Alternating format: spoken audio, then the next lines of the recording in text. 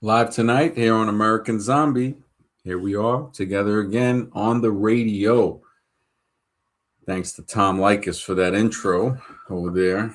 I know it's been a few days since I've streamed. Sunday morning. Thought it was Saturday night, but I got to remember it's 12:20 a.m. and that makes it Sunday early in the Sunday. Not easy like Sunday morning, but it might be.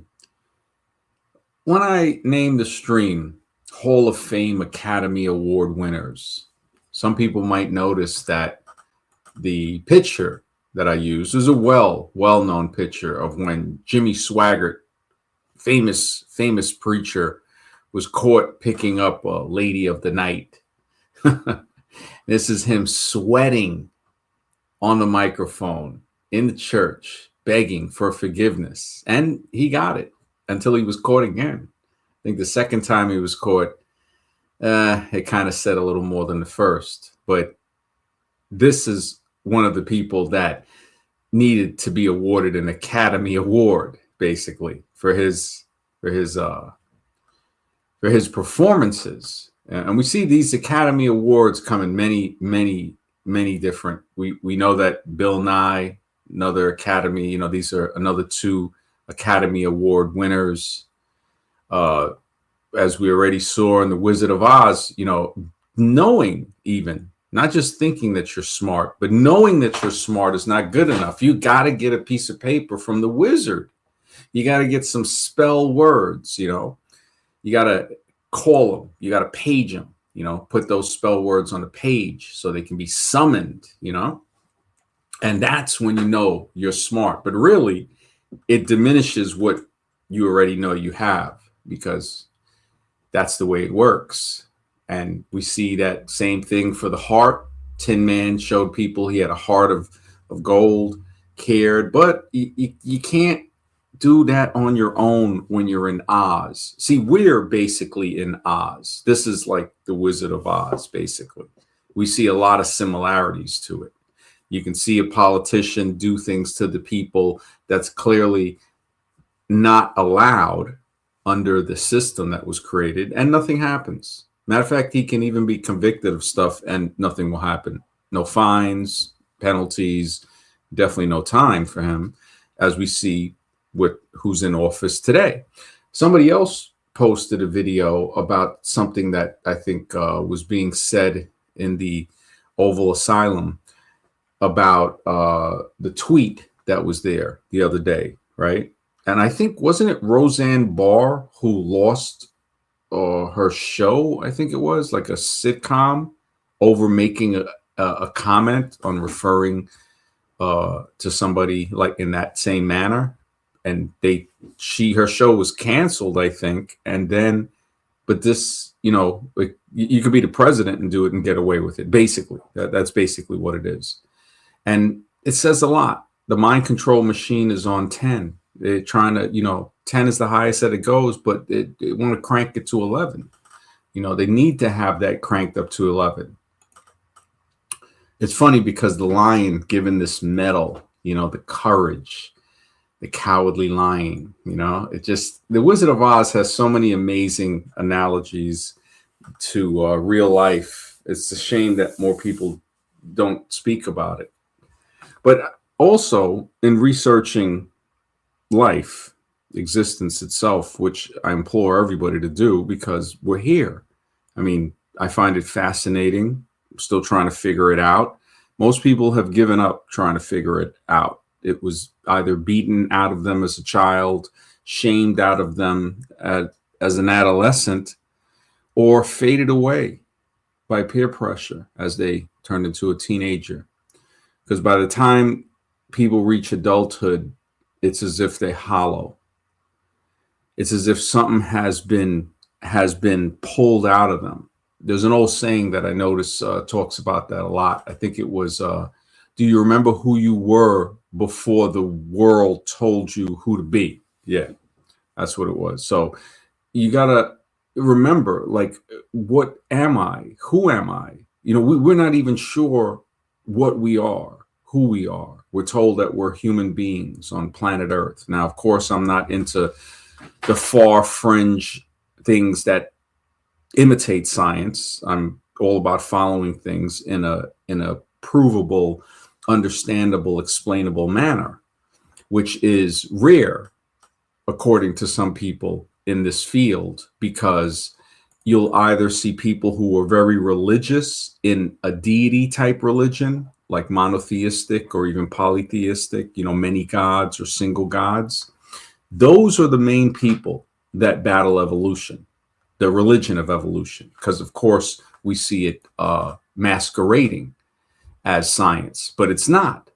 That's the craziest thing. It's masquerading as science, to where if somebody were to say, let's search for the real origins of life, you say, well, okay, we have things that are wrong, that are openly wrong and still printed and promoted and said to be a product of evolution, when we know that they're products of frauds throughout history that have staged fraudulent exhibits to promote a theory that has already crumbled underneath the hypothesis that started it.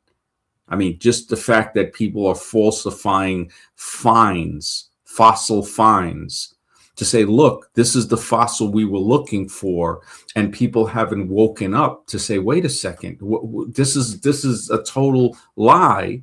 And that's why, again, it fits the title Hall of Fame Academy Award winners. When we look at most people on the internet that are big stars, these are Academy Award winners.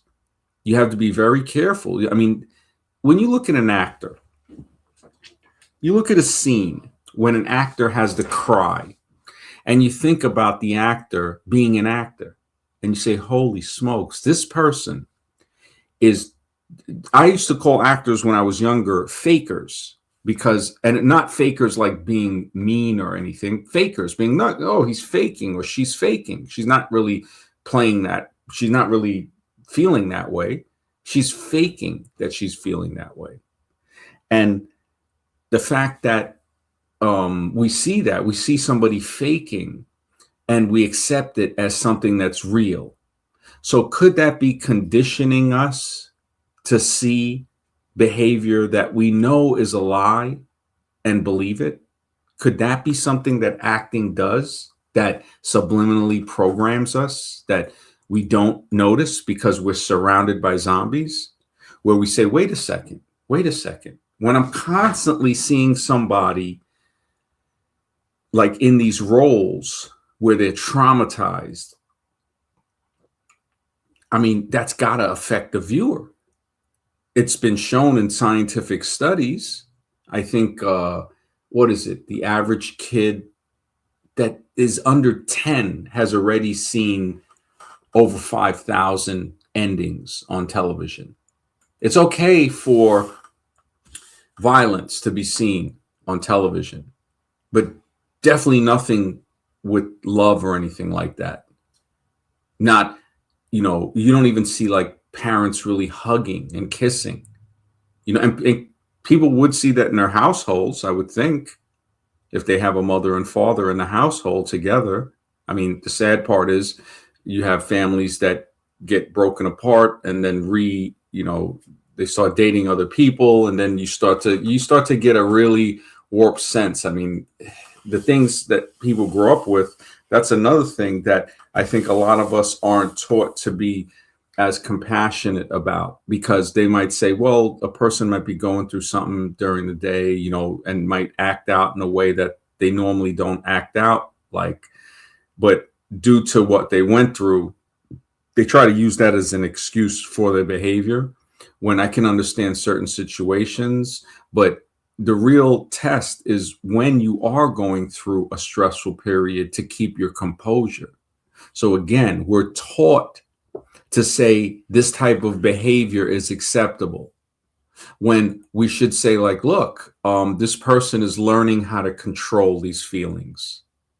There's always ways to say it in a way that's productive instead of other ways that are negative. I've had people openly tell me stuff that is very, very hurtful and harmful. I mean, we already saw in some of the fields. I don't let it bother me, because it's not like they're the first person that's ever told me that. that's ever said anything mean to me. Growing up and just seeing how people were, it schooled me in a way that cannot be taught in an institution, especially one created by the modern world. I mean, what did people do when they invade? What did the Moors do when they invaded Spain and France? They built universities, right? Because they got to brainwash the people. But yet they'll use that as a bragging tactic. It's like, oh yeah, you know, they didn't have universities. The Moors built that. It's like, yep. It's like, but you don't remember when they did that to your people, right? And this is something where memories can sometimes be selective. And I've noticed this a lot in the field of human origins, especially on the hidden actor stage too. When you see somebody like any of these so-called leading professors or scientists talk about something, and notice how scripted it is. Notice how scripted it is. Notice how you can't touch certain subjects. You can't teach science and openly say that you don't believe in the theory of evolution without some type of backlash, whether it be media, press, peer pressure from people in real life, academia, peer pressuring you. Because remember, they teach evolution as a fact. They're trying to use the fact that things adapt to say that, well, that's evolution. That's adaptation. And then the actors come in. Hey, you know, the actors, you know, stroll in. Hey, we're the actors to tell you that what these people are telling you is true. So you got people constantly saying stuff on the news that doesn't have to be true. And then you got people that's telling you that what they're saying is believable. And then other people corroborating the story. Oh yeah, you know, that's what happened. And we see videos of the news doing stuff that's just, I mean, I don't even know what to call it when you see every channel saying the exact same thing verbatim. And what's scarier is to look around and see that nobody cares. They're in a state of stupor, dazed, amazement, whatever, you know, they're in a state where they're stunned.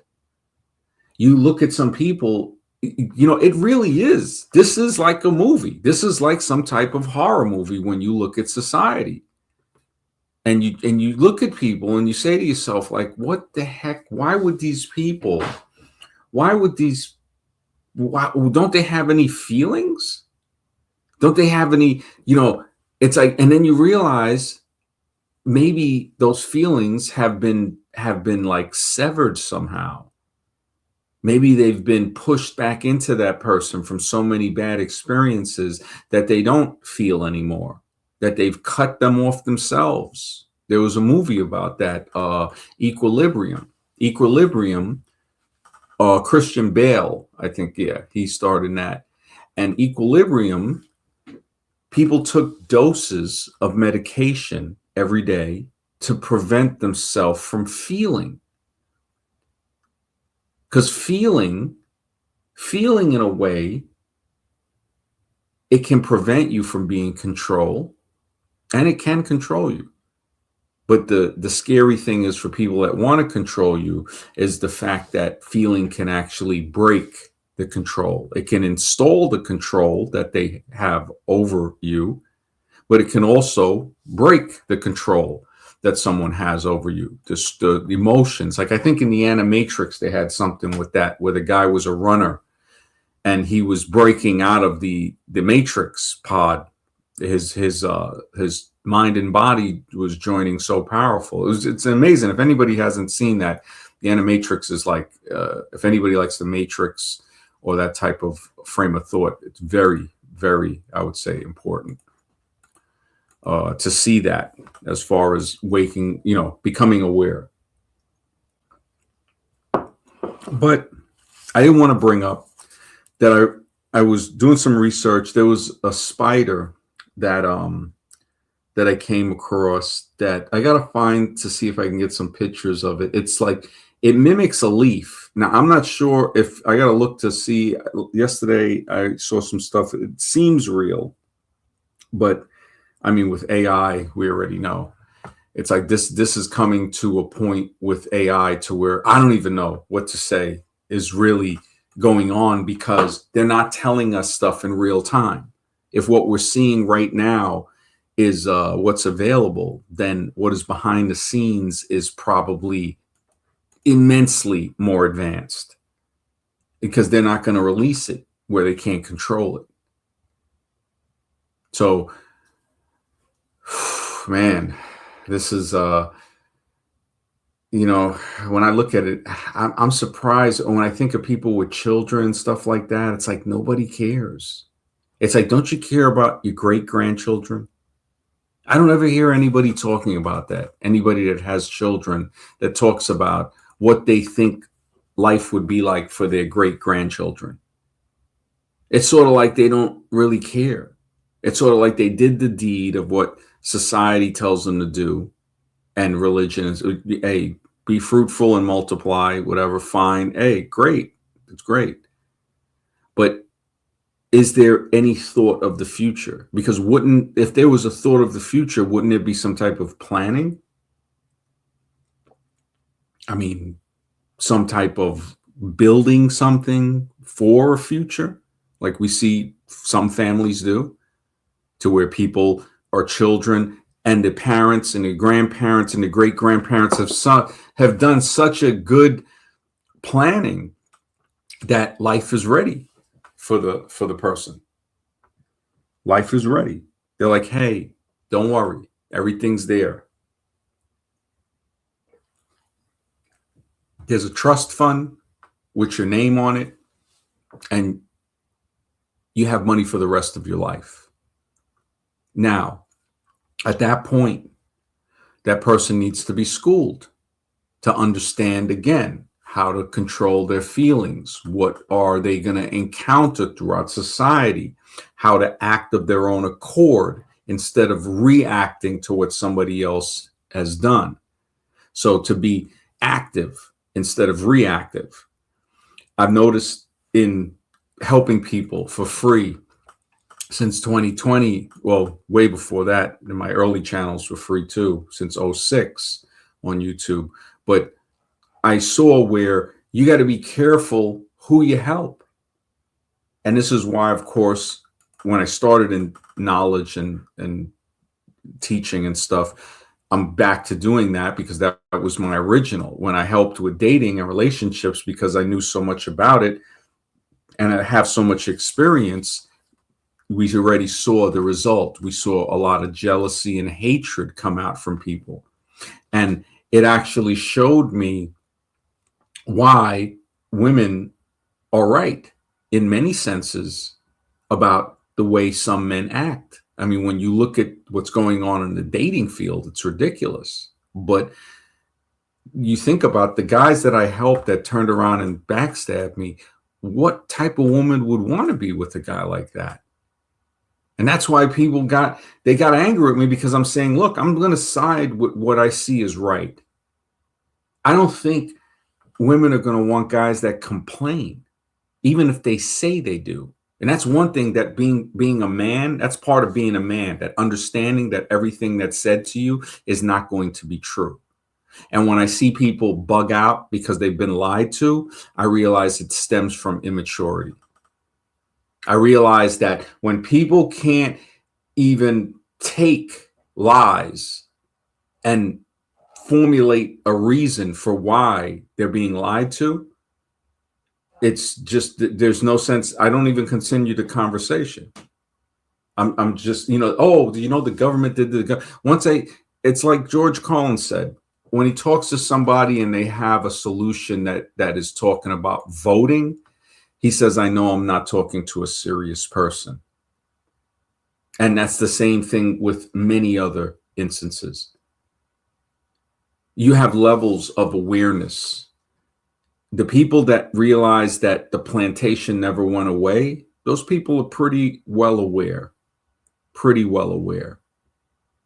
I remember about over a decade ago, I was speaking to a friend. He was in college, and I was like, "Hey, how's everything going?" And I remember he told me on the phone. He goes, "Hey, it's just another day on the plantation, man. Just another day on the plantation."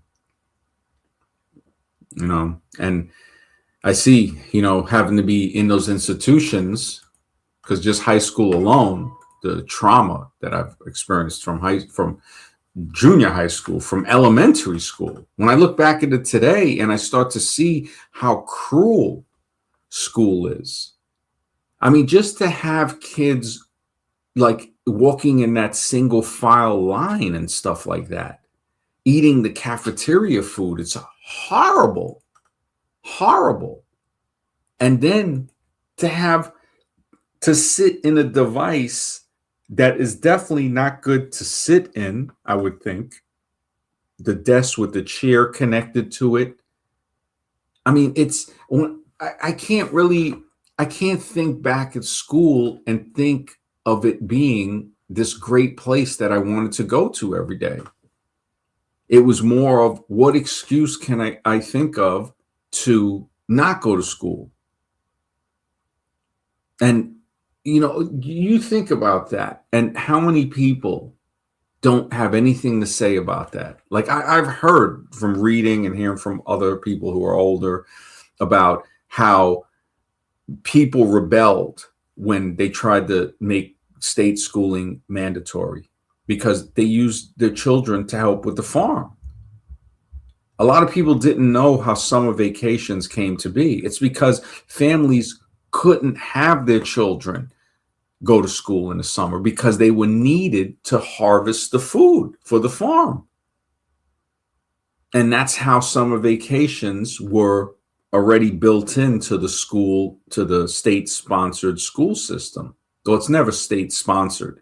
Remember, when they say government funded or state-sponsored, it's all taxpayer extortion. It's all, people have been forced to pay for this. That's basically the way to say it. That if somebody says, well, what do you mean by people are taxed to pay it? People are forced to pay for it, because that's basically what tax, right? If you don't pay the tax, you're forced to pay that through the threat of violence and possibly even death.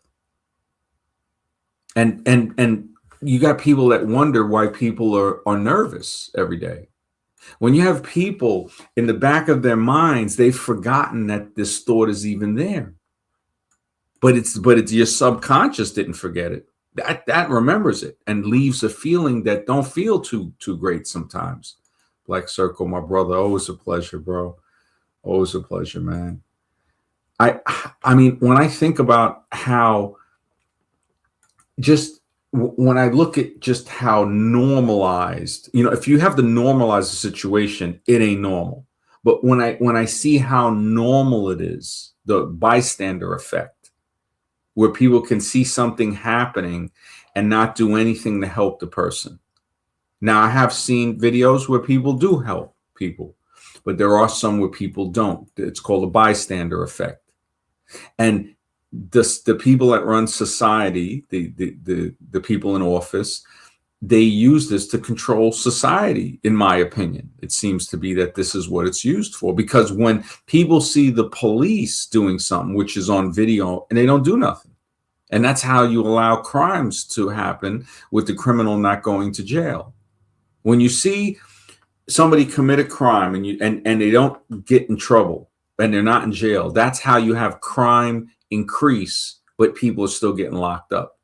People say, well, wait a minute, how is crime increasing, but they're locking more people up? Well, you got a president that's got over 30 felonies and he has not been put incarcerated. They're over 30.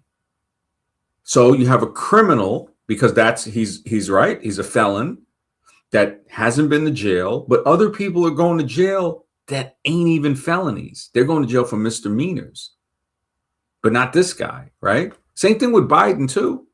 So when people think, oh, so what's he, a Democrat? No, look at Biden's son. I mean, that's when shame had already left the building.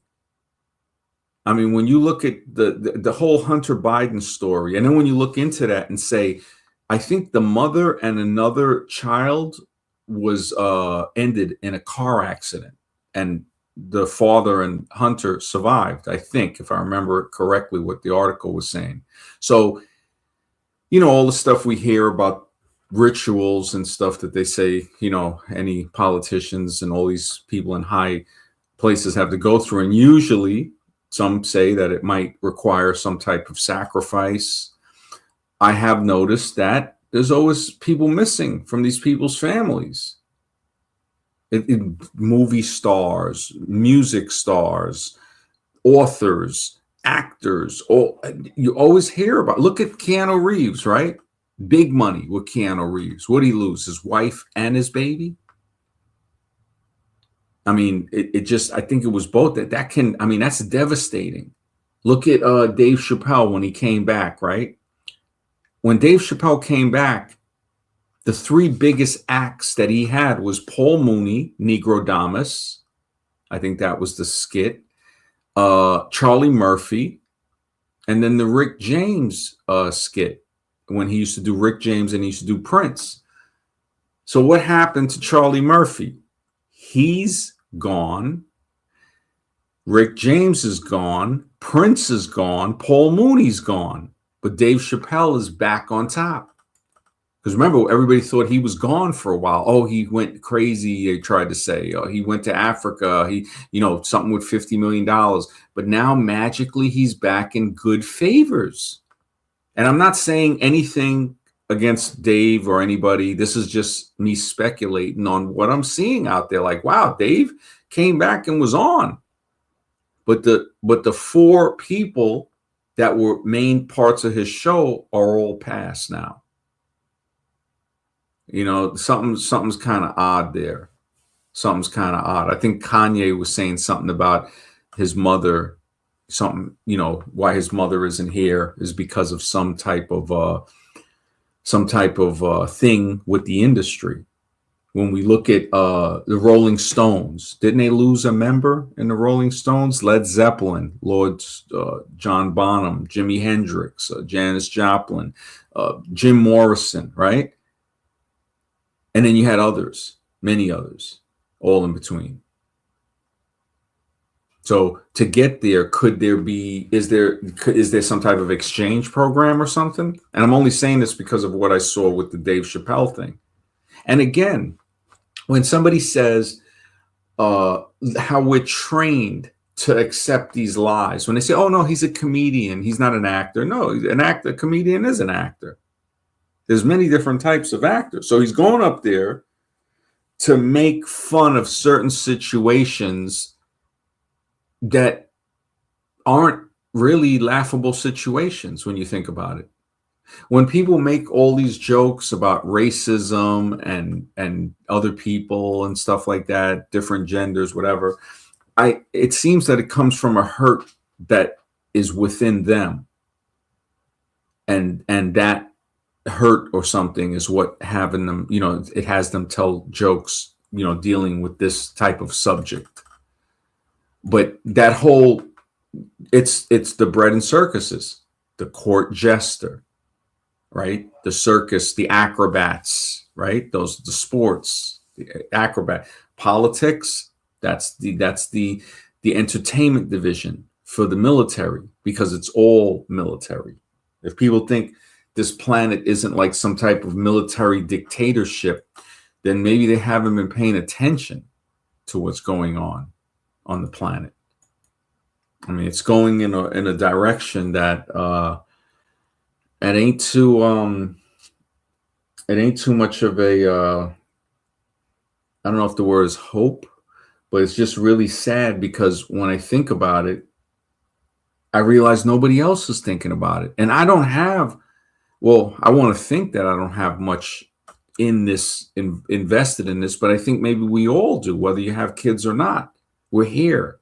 I think the people that have had kids have a much greater responsibility, because, they're not thinking about their great grandkids. So obviously, how responsible are they? I mean, what is this thing that we're in?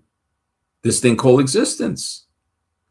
When the arrogance and the ignorance has reached a level where somebody actually believes they know what we're in, that's when you know that you got to be careful having any type of growth conversations with that person, because they have a preconceived notion of what they want it to be. And we know that it doesn't work that way. That guy, good to see you, man. What's up, bro? Yeah, existence is something that's like the puzzle. When people, I remember when people used to do puzzles when I was a kid, I was like, I don't want to sit here and do a puzzle 1,000. What are you, crazy? I'd rather just, look at nature or something. I mean, you think about some of the stuff that they had us do as a kid to, why would you want to kill time? Time is the most precious thing we have. And people want to throw it away. They get us to where it's like we don't value the most precious thing we have. That's crazy when you think about it. It's unbelievable, because it is very, time is where, I mean, that's the first thing we need to learn about. The first thing to learn about is that time is limited. So it's limited. Time is limited. And if people can understand that concept, now behavior changes, right? So understanding that time is limited can change behavior. And I've noticed this with people, like you see, like, especially when, like, animals. I think, like, I was thinking of this today when I looked at, like, cats and dogs, how they live, so many years younger than humans. Usually a cat is not going to go from childhood, a cat and a human, all the way to old age. The cat's going to pass when the human's like maybe around 30. And that's a long, pushing 30 years. Cats usually might live 20, and that's 20 is like the push to see where, Brother Ali, good to see you, man. Yep. The more you know, the less you know, man. You want Yep. Yeah, man. You already know, bro. That guy says, I've met so many dudes in their 30s and 40s who are extremely disappointed in life and pissed at the way things went for them. Yeah, man. Yeah. It's so, and I was talking to Scribe earlier and yesterday too. And, I explained to him, I said, I'm happy that I can at least have this much peace in me, because people might think, oh, I'm off the handles. This is like the calm me. When I was in my 20s, it's like, this would have probably went down a lot different. These guys, I've noticed, they're used to bullying people, but they're not used to getting what the bully deserves. And, I was usually the guy that could deliver that. I didn't want to bother with anybody, but it's good to have the ability. It's good to have the ability to defend yourself and not need to use it, instead of needing the ability and not having it to use. So that's the way I've looked at it. And when I encountered that on the internet and saw how these people were like, I mean, I think they've called them keyboard warriors or something, or, and I looked at that and I said, wow. I said, so this is what it's turned into. And a lot of it has to do with being honest with yourself. Yeah, we should grow old gracefully, man. I mean, imagine if we cared and loved for each other. If we said, hey, you know what? Let's value what we've been given. So we've been given bodies that have incredible healing abilities. They have incredible abilities overall. And we can enhance those abilities. So you picture, like, and I do this because I think of what one guy said. I think it was Buckminster Fuller. He basically lived in the college. I think he had the most PhDs or something as anybody, most doctorates, whatever, like 30 or 40 of them. He just stayed in the university. Um, and he said, you don't make something obsolete by trying to destroy it, which is what we do see happening in nations around the world. You make something obsolete by building a better model. When you build a better model, it becomes obsolete. That's it. There's no sense in using it if you build a better model. So an example would be, say a pencil that you write with it and then the lead cracks because it's broken throughout the pencil. But then there's another company that makes it that it doesn't do that. So that other company that makes it, people get accustomed to that quality. So, I'm just trying to put that out there for a reference there. Brother Ali says, when my late mother passed on, a lot of my anger from my teens and 20 passed away with her. Now, even blatant idiots who say nonsensical things don't faze me anymore. Yeah, man. You are so right, bro. Yep. It's like you get that, you just, the calmness to say, look, why am I responding to this person? It actually lessens me to give that person a response. And I think there's something that's been conditioned in us probably since schooling, is to always be able to respond. When somebody says something, it's like a knee-jerk reaction to respond. But really, it's a reaction to give up your power. It's a reaction to say something to what they said. So to give a response, when the real power play is not to say nothing. Because in not saying nothing, you're commanding them to repeat what they said if they want it to be heard. So there's ways of not saying things to get people to repeat themselves. Brother Ali says, who's he message early? She used to tell you, yeah, it's better to be kind than right. And you're right, man. This is what Buddhists say. Buddhists, they're so, and of course, not all of them. We already know that stuff that went down with the Dalai.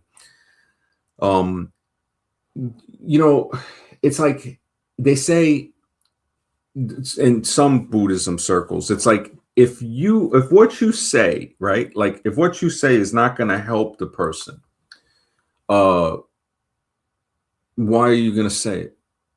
Is it worth saying? If it's going to hurt the person, don't say it.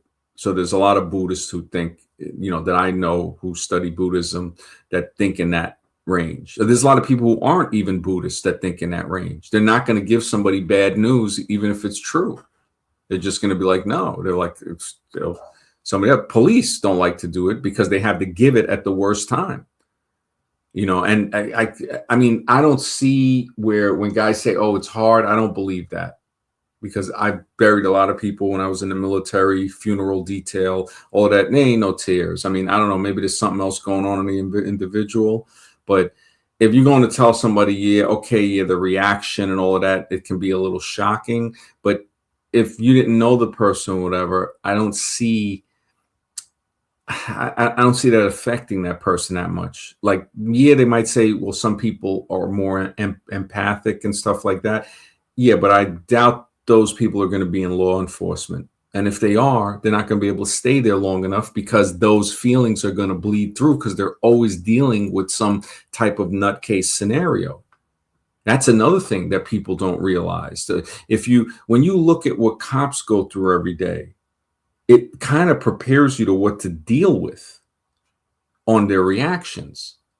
But when you're looking at it from your day, oh, what happened? What did you do? Or whatever. You're not thinking about, this guy has been here since whatever AM this morning, just out here being a minion of the state, and has been given a power of the Billy Club to actually be able to make mistakes and going as far as ending citizens and not getting in trouble for it. We've seen that happen in many scenarios, where we've seen scenarios where cops have done stuff to civilians and they've gotten in trouble. They've gotten lesser sentences when it should be more. but at least they've gotten in trouble. The stuff that I've read off about the judges, the two judges that were basically, I mean, you're looking at a scam of a massive amount of money, sending people away, destroying children.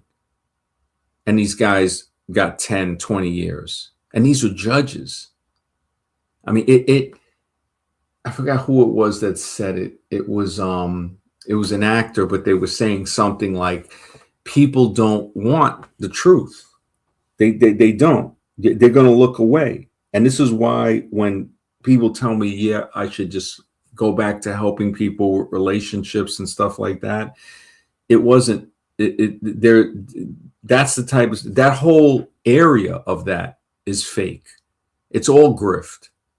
When I look at that, I mean, the fact that what happened with Tate and all of these guys and Fuentes and them, if that didn't show people, I mean, what would? What would? That's when you got to know when to walk away. That's when you got to know. And it's hard because there's not a lot of people to talk to. That it is like a zombie movie. It's like a horror movie. You're looking around, you got to be careful what to say to people. I mean, this is like many horror movies crumbled into one, because you can see little aspects from They Live, from The Matrix, The Believers, from Invasion of the Body Snatchers, Night of the Living Dead. All of this stuff compiled into this. Brave New World, 1984.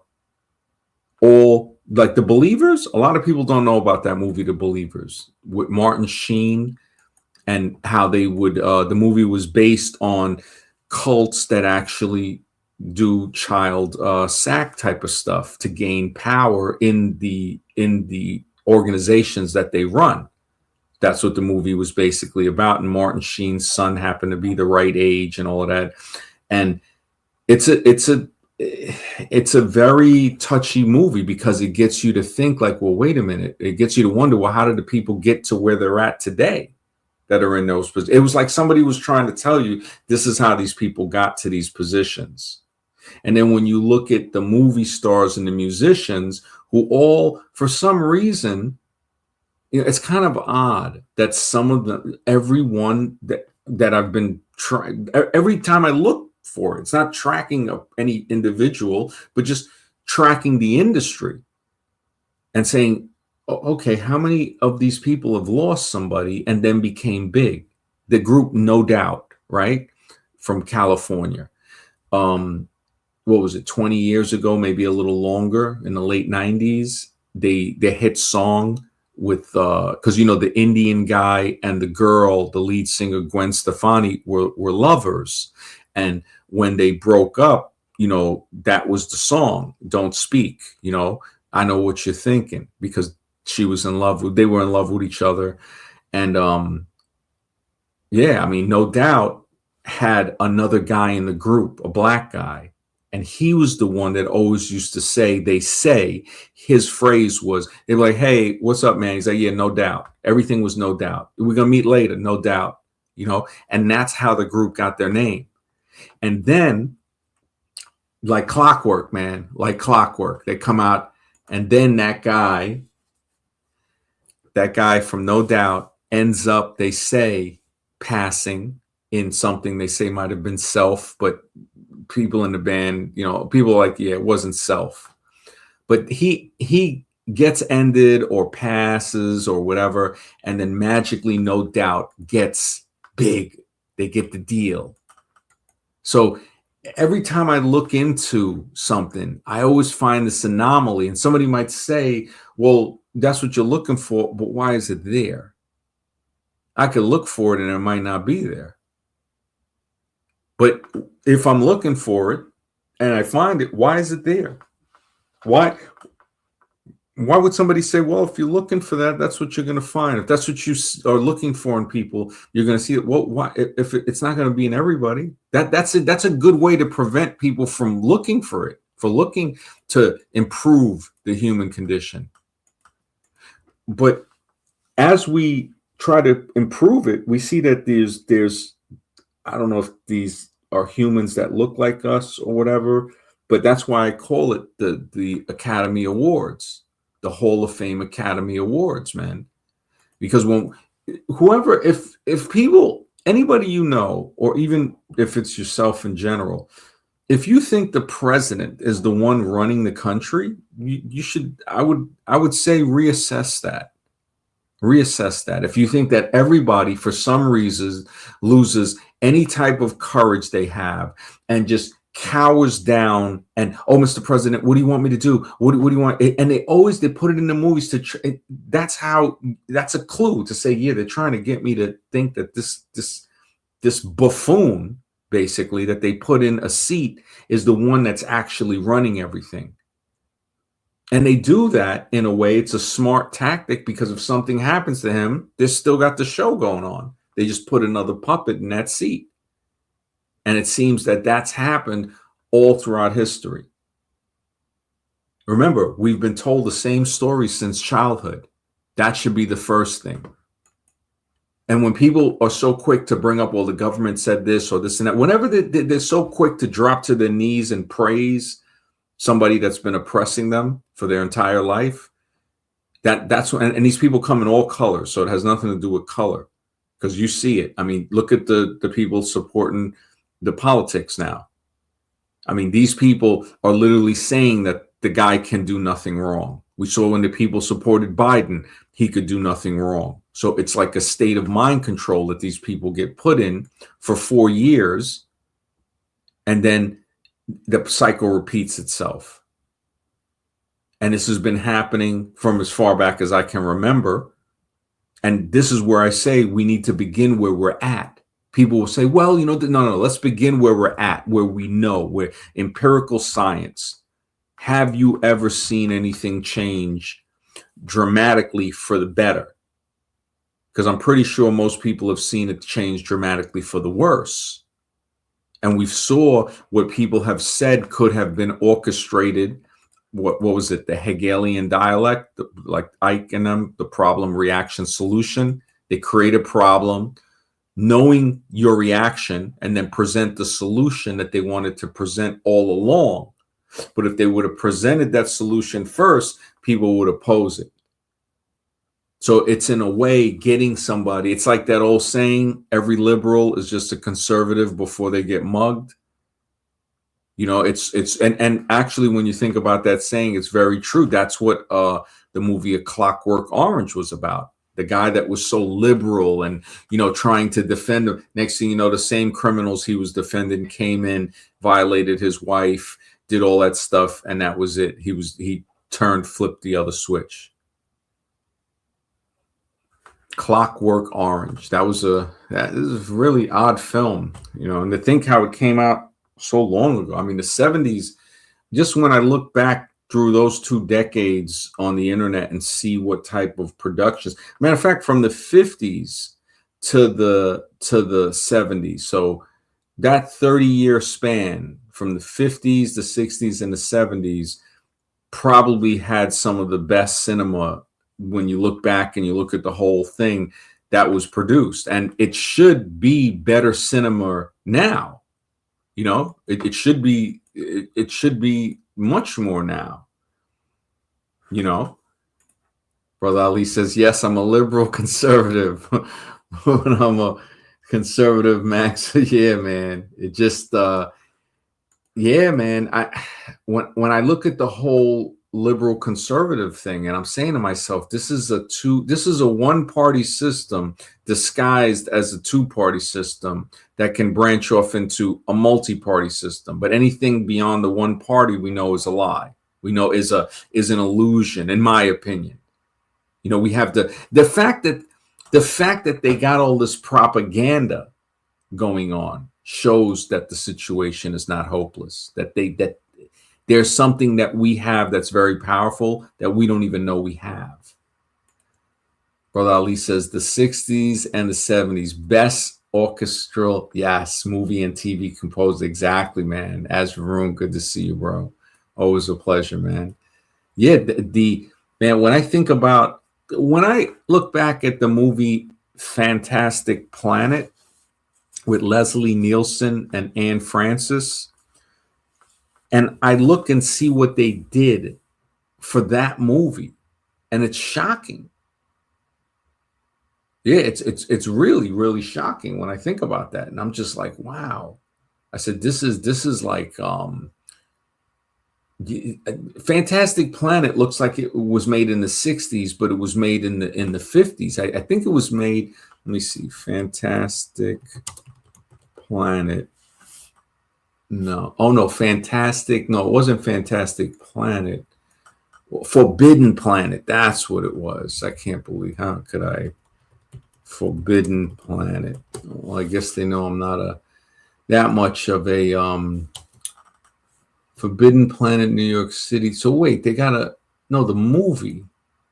Okay, 56. So I think Body Snatchers came out in 53. This came out in 56. And oh yeah, the Hanna-Barbera Plastic Man. Yes, and Fantastic Max. Oh yeah. Oh yeah, Hanna-Barbera, man. I used to love that. The super world of Hanna-Barbera adventure. Welcome. I forgot how it started again, but it was, I used to really, really love those Saturday morning cartoons, man.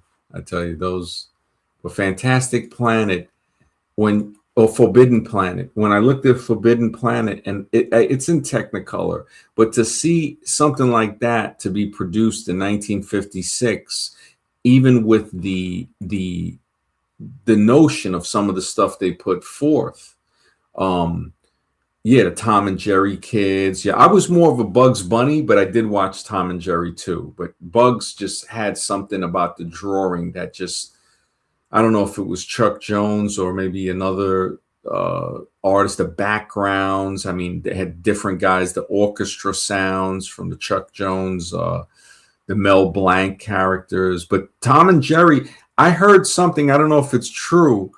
They said Tom and Jerry were friends, and Tom wouldn't hurt Jerry. And I don't know if it was something like he got adopted by the family, or he acted like he didn't like Jerry, so the family would keep him to hunt Jerry, because he knew that if he didn't, they would get a cat that would really harm Jerry. So part of the film, and again, I don't know if anybody can look this up, they could probably find out more. But with Tom and Jerry, that's what they're saying. They're saying Tom and Jerry, it was all a game, and that they were doing it just to keep Jerry safe. Because if Tom didn't act like he was chasing him and trying to catch him, they would get a real cat that would want to actually end Jerry. So it gets deep when you look into these little things in some of these productions. You start to say, oh, somebody was trying to say something without saying something.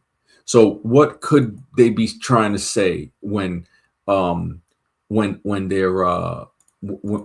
doing Tom and Jerry thing? They're trying to say, when they try to put you against each other, you can act like it in the open, but don't ever forget that it's not like that in private, that we're not enemies.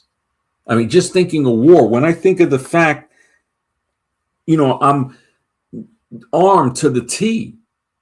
Basically, they're loading you with weapons in the military. Here's an M60, here, signed for the 50 caliber, all of this stuff, to go out there and attack people that you don't even know, that didn't do anything to you, that somebody has told you hates you or jealous of your freedom. I mean, just the stuff that we've been told right there requires a person just being like, I got to reanalyze everything, because all they're doing is every day. It's like they're broadcasting a constant ray of lies every day, 24 hours, 365.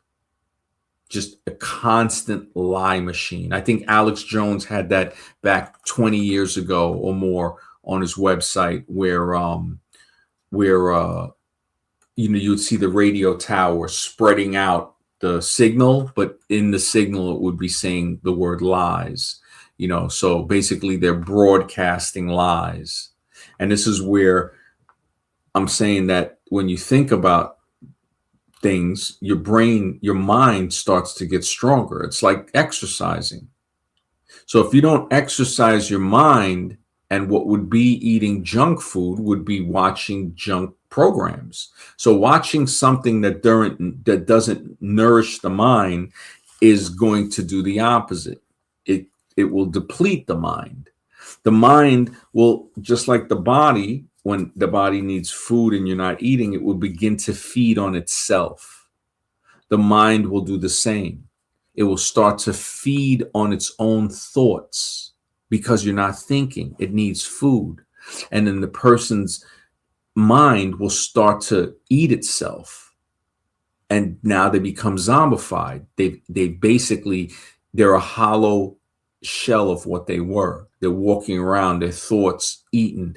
Any thoughts that they hear from somebody else, they run over to eat those thoughts out of that person's mind and spit it back in their face. That's why I don't ever tell them. They don't deserve your explanation. When people say, oh, well, why? Why? It's definitely not Mickey Mouse Club. It's not because we love you. It's like why? It's like you don't even want to answer it. I understand now. When I was younger, I would see older people that were just angry. They gave up on talking to people because they started to see, they didn't realize. Now I realize it from what I saw 20 years ago, when I was younger, and I'm looking at it like, holy smokes. If you're not careful, you can let this turn you into somebody bitter and vindictive. Because that's what people were trying to do when I was helping people with the dating and relationship. They wanted me to turn into a vindictive person that wouldn't trust people anymore because they don't trust people anymore because they've been broken. Remember, guys would come on a show and try to say stuff about women, or women can't, they would say women are incapable. I think some people were saying women were incapable of loving a man. And I was saying the only guy that says that is the guy that has never been loved by a woman. And we can see examples of this everywhere. Somebody says a certain type of people are bad. It's because they've never experienced any goodness, and any goodness that they might have experienced, they'll make an excuse for why it wasn't goodness, that it was some underhanded thing, the reason why they did an act of kindness. And this is the same thing that happens with relationships. When people would tell me, they would try to use that because no women love them, that those women would be incapable. No, it's not. She's not playing hard to get. You're hard to want. And men didn't like that real truth because only men can take that. A male, a full-grown adult male, cannot take that. His ego is too fragile. He's never going to become a man. You know, it's like what, the coward? A man dies once, a coward dies 1,000 times. Every day, dying. That's not a life. That's basically a death. Everybody's going to die, but not everybody's going to live. And the crazy thing is, people are living life as if they're going to get out of here alive.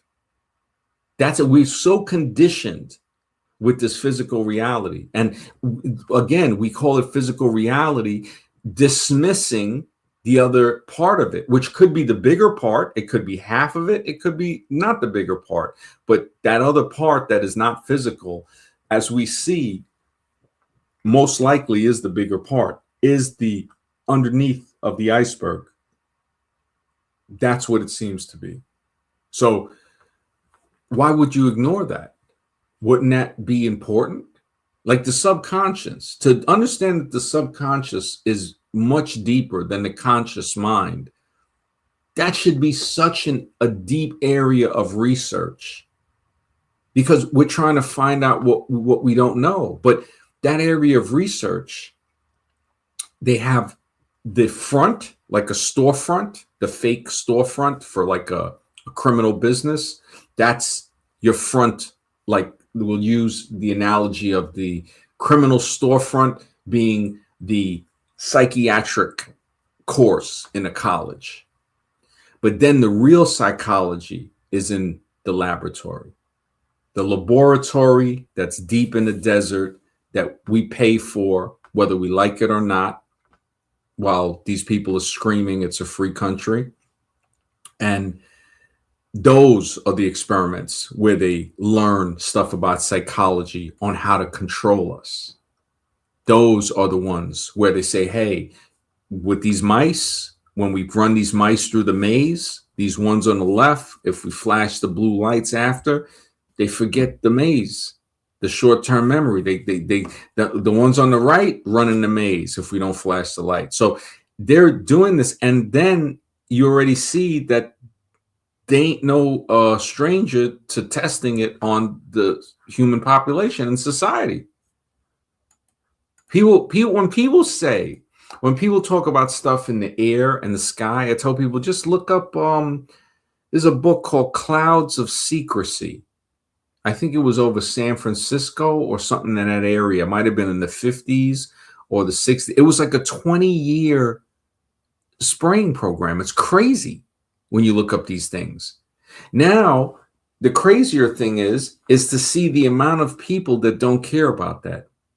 You could tell them, like, people are going to be more interested in the results of who won the Super Bowl, a sports event or something like that, than a revolutionary find of, oh my goodness, we're being controlled.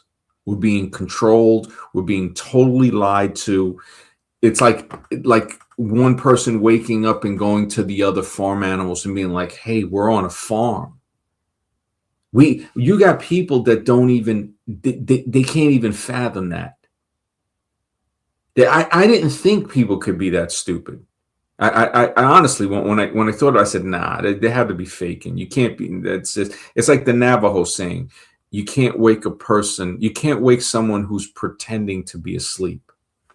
And that's a deep saying as you think about it. So basically, how could we interpret that? You can't wake somebody who's pretending to be asleep. So you're trying to help them, but they don't need help. So what are they doing?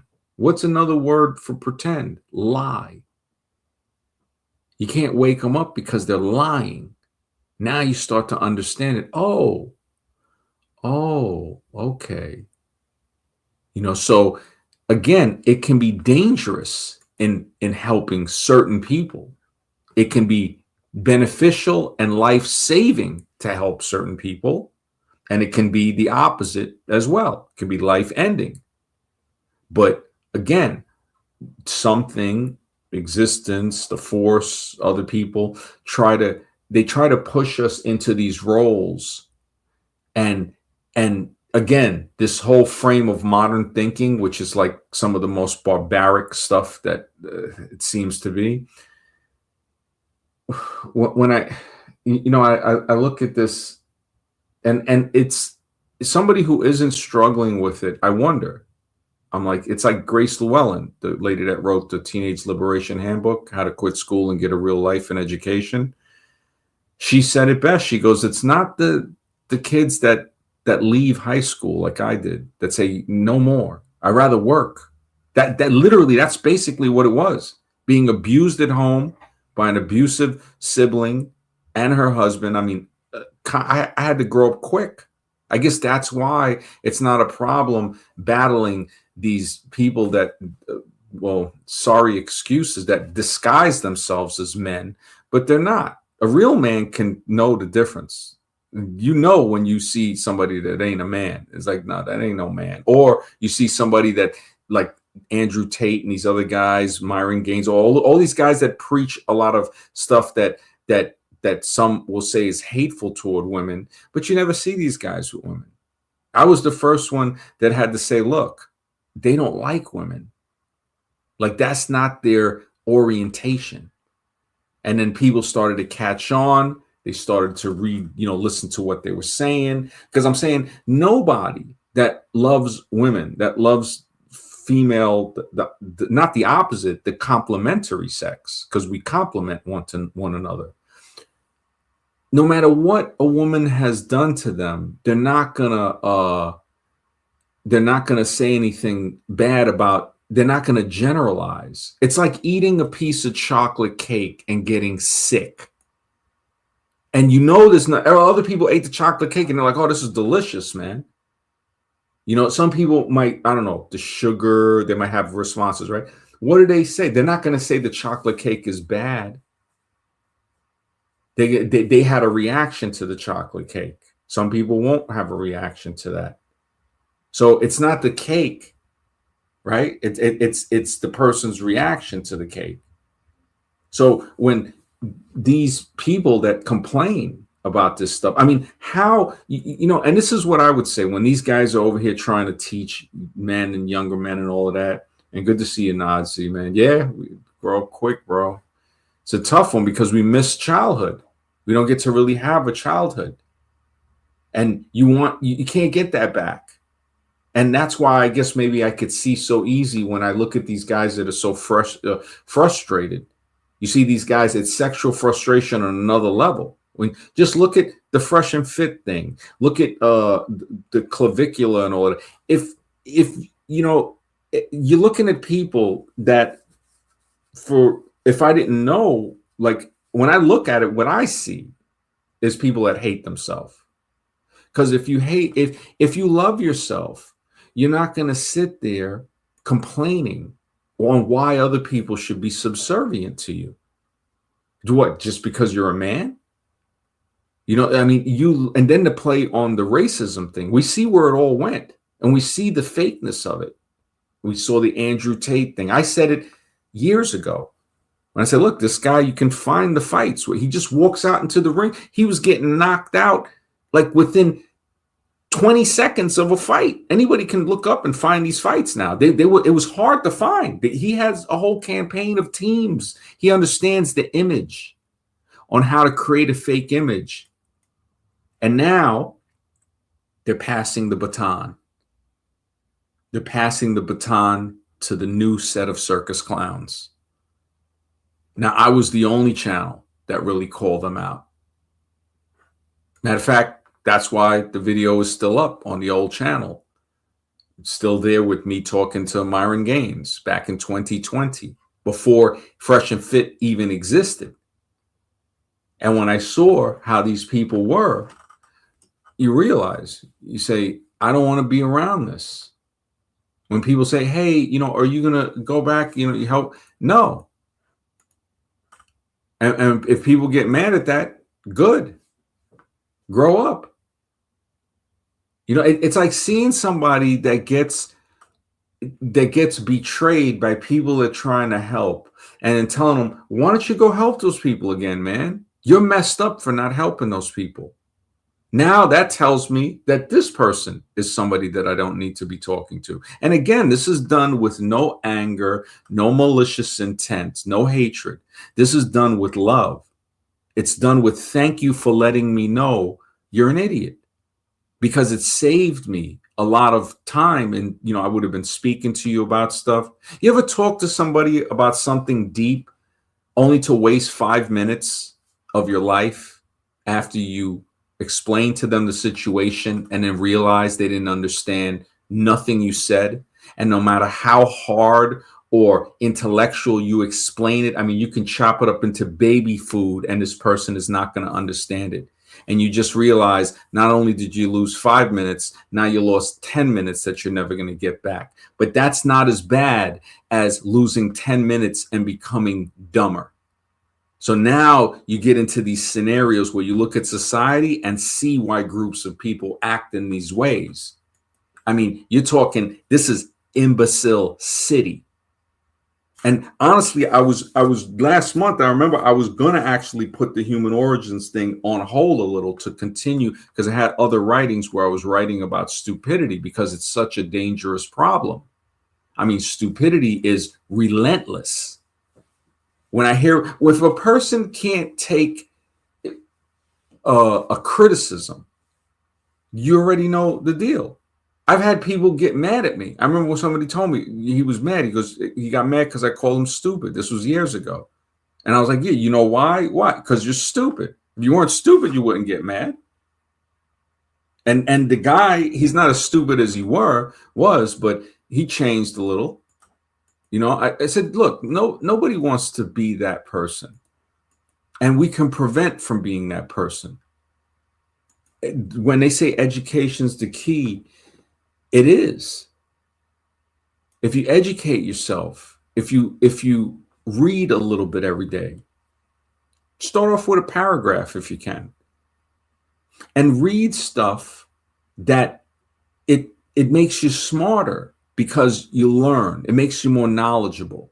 So now your knowledge base becomes broader. And then wisdom. How do I use the knowledge base? So you might learn a lot of things, but you know that you can't talk to a lot of people about it because the situation, the zombie apocalypse. Just like I said, they've eaten the thoughts out of their mind to where now they walk around hollow, looking to eat the thoughts out of other people's minds. Just like a zombie movie, but the zombies want the physical brains. These zombies want the thoughts. Think about this experiment that anybody can do. And this is a fun experiment that I hope people do and come back with the results.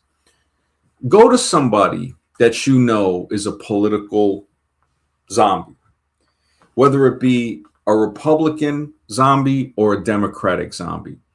If they're Democratic, you can play the game of, I'm thinking about going out to the polls, and it's like if you play it in a way like you're switching, that's when you get the most realist, honest reactions. To say, like if you orchestrate, you fabricate this whole plan, you say, yeah, man, I voted whatever. And you say it was a mistake, but now you're going to vote with this person, the Democrat is voting. And you notice the change in how they act towards you just because you agreed with them. So you could have so many other things that they despise, but just because you agreed with them politically, they're going to let all of that slide. And we see this in the behavior of both sides, that if somebody in their political party does a certain type of behavior, they'll say, well, it's not that bad. But if somebody on the opponent's side does it, they're ready to bring them to the gallows or the guillotine. And this double standard exists all throughout politics. I don't see too many people talking about it, though. That's the thing. That's the thing. The fact that there's not too many people talking about it. And remember, information, the importance of information is, we already see the censorship that happened, what was it? Yeah, 5 years ago, right? So the censorship that happened, and again, remember, we got to look at the angles that these things hit, because they're not going to come straight at you. You got to say to yourself, okay, so censorship, what's it about? It's about controlling information. So it shows you just how important, this is a serious thing. People will look at this as, it's not that important. No, it is that important. That's a very big part of how the world is being run. Information. If you sequester something and then you put a campaign to demonize it, you're going to get people to get a false sense of reality about it. And we see this happen with people. So when people are quick to, oh, that doesn't happen, remember, that person's an idiot. Don't talk to him again. There's too many people in the world to waste your time talking on an idiot twice. Don't ever do it. Believe me. Take advice from somebody who's done it too many times and is trying to tell you, we don't have a lot of time. You want to see regret. If anybody has any regret, it should be wasting time talking to people that wasn't productive. When you think about that, it's just like, wow. I remember when I look back at the military days and I think about how they would make us work together, and it gave us an extra power. I didn't think I could run 3 miles in 21 minutes. I said, there's no way.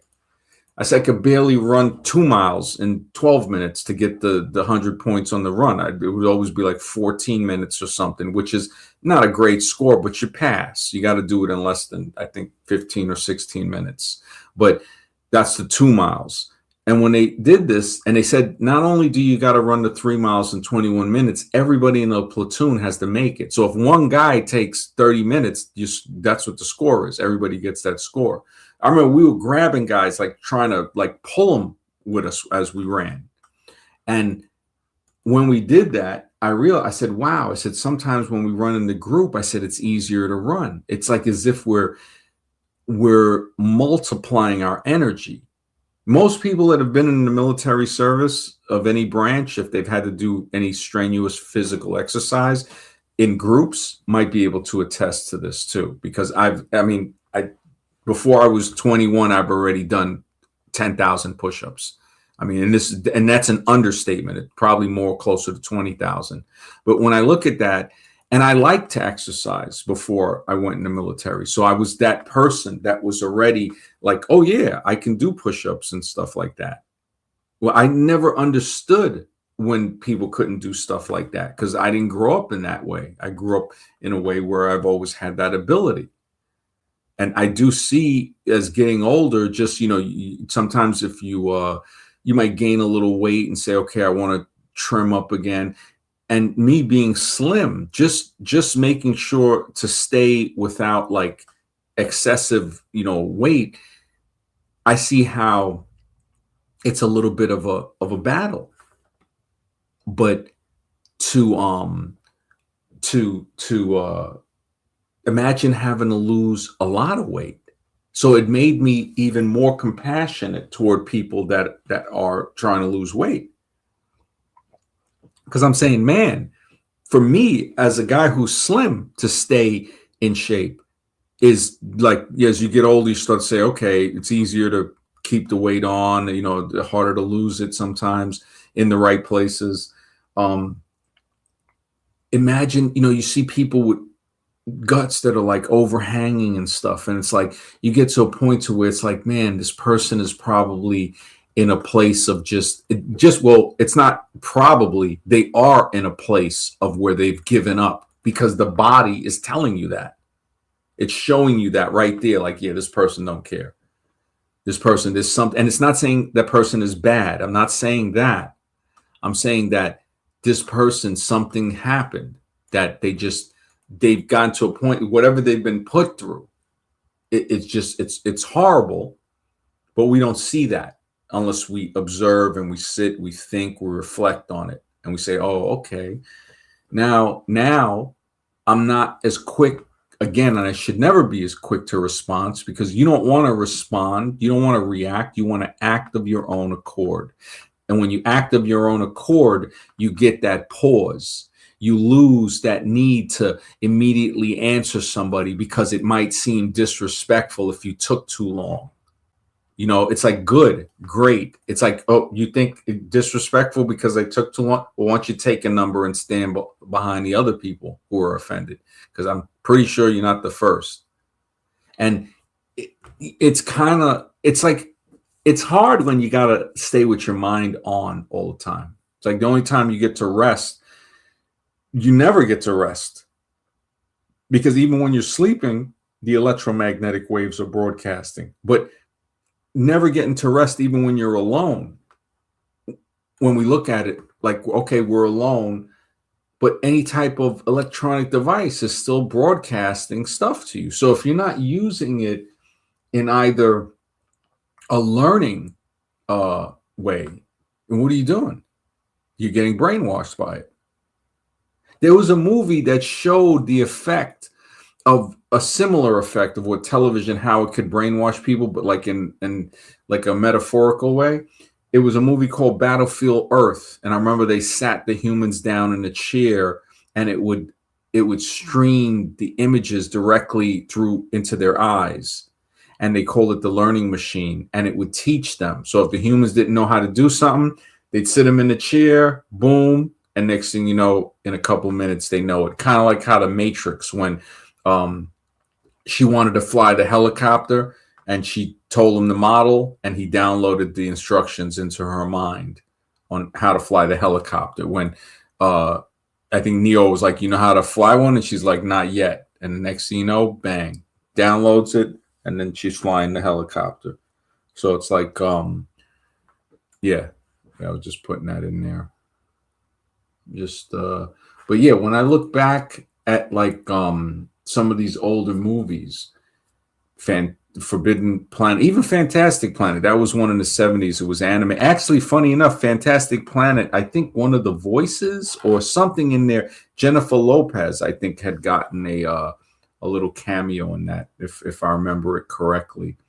And it's all nepotism when I think about it. When I look back and I see all of these people that are in Hollywood are related to each other in the music industry, it's as if these people were chosen by the fabricators or the creator or whatever it was that made humanity, that they've been put there, and they might look human, but they're there to keep humans distracted. And their offspring and all of that stuff, same gene. Apple don't fall too far from the tree. So that's why you got stuff that, you start to say, oh, so Abraham Lincoln, relatives of Abraham Lincoln. Let's see. Can we find any? Oh, there's two of them, George Clooney and Tom Hanks. Wow. Look at that. Well, what do you know, right? Even though they say old Abe, I don't think had kids, right? They say George Washington didn't have kids. And, I mean, there's something very, very odd about his story that, I will be searching further into. But I'm thinking, when I was doing this research on the human origins, just today, or yesterday, a couple of days ago, I was talking with Scribe, and I'm retitling the book. It's still Human Origins book, but it's more of starting a little bit before of the point of the man's construction of how the genetics and everything look to be like schematics, basically. They look to be like circuitry, and when you look at it from a mechanical standpoint, you start to say, yeah, this is clearly something that was constructed. Now, all of that, the evidence is there. It's just a matter of somebody accepting the evidence. The thing is with this now, it brings it one step before it's saying, okay, well, where would this be done? How would it be done? What, and the question everybody's got about the creators, evolutionists. And again, this is to show you again, the cognitive dissonance in people's minds when an evolutionist calls somebody like myself or anybody who, and I'm not religious, but they call the religious people it creationist. And this shows you, like, when you look at it, you start to be like, wow, how, like, this person prides themselves on IQ points and stuff like that. And evolution tells us everything. So now they become super arrogant, mixed with a lot of ignorance on top of that, because they think they know how everything started. How much more arrogant can a person be? Let's just say, and this is to show you how to be less vulnerable or gullible, is let's just say a being that had what somebody would consider godlike powers to confront you, telling you that that being is God, resurrects anybody that ever passed. I mean, truly godlike powers, and says, I am the one that created you. He could still be lying. You could have been created by some other being. You see, so to positively know that it can't just come from that person. It's like a person's mother telling them that their child is theirs. Yeah, but we usually have what was the word? Like a co-signing. We usually have like a confirmation. of that, by the father and by the aunts and by the grandmother. Oh yeah, I was there when you were born and this and that. So now, but it could still all be BS. The ones that come a little closer to where the story might be true is when you got siblings that say, "Oh, I remember when you were born," But the sibling, you just never know, right? It could be true. It probably is. I'm just saying this is a way to look at the God question and these other questions with evolution and say, okay, well, we know that you can't know this for sure because nobody knows it. And if you claim to know it, how do we know that that was the right person that was speaking to you? This was the whole problem with that Solomon Rushdie's ran into when he wrote what was it, Satanic Verses, I think, and they actually put a hit out on that guy. So again, when you look at all these things about that's happening around the world, and they try to say, "Oh, these people, are being oppressed," look at what they did to Saladin Rushdie because he wrote a book saying that what if the people that claim to be Muslims, what if their prophet, so-called, wasn't approached by God, but it was Satan? So what if everything that he was told was from the opposite point, and it was meant to deceive? And that's when I think it was the Ayatollah Khomeini of Iran, they said, put out a hit. Now this is in the 90s. I think it might have been before the 90s. Let me see. When did the Satanic Verses Solomon? Okay. He just had his freaking name here and things. Okay, Salman Rushdie. So, and this is the crazy thing. The genre is a novel, fiction, magical realm. So when you have somebody, and that's one thing, I give the Christians a little more leeway in that, but not much, because they're basically very similar. Different cult, same beliefs, kind of. And but when I look at this and I say, wow, so this guy wrote a book, just a fictional book, speculating, and these dudes is ready to go on their so-called jihad thing, which a lot of people try. Oh, it doesn't mean that. I know what it means. You know what I mean? I mean, it's just lie after lie after lie. And like I've said before, I know a lot of people from many religions, and I consider them, there's very good people in all religions. But people have to also realize, yeah, they can point out the bad in some, but there's bad in all. And we see this when people are running around waving flags. But meanwhile, like this book that I just mentioned, the Satanic Verses, a guy just writes a fictional book speculating, and they're ready to end this guy. But what's happening over in the Middle East over there, that's supposed to be a tragedy now? It's like, so I guess if I write a book just talking about something, they're gonna, if it walks like a duck, and I'm not saying it's always going to be a duck, I'm just saying, look, we're seeing a lot of stuff here. It's like seeing a guy who got divorced and his wife divorced him because he beat her. So do you think this guy is going to get married again and not beat his wife? Really? It's like maybe, but maybe not. So when I look at these things of yeah, man, this is shocking. I remember when I looked at this years ago, and that's something that I noticed, just like I did on that live stream where I said nobody's talking about Sudan. People will talk about the Palestine thing, but they'll never say anything about Sudan, about 500,000 Muslims being slaughtered, women, children, all of that stuff in Sudan, right? Them escaping to surrounding countries, even going north to Egypt. And nothing is mentioned about this. Is it because Muslims are killing Muslims? Is that the reason why they're not saying that?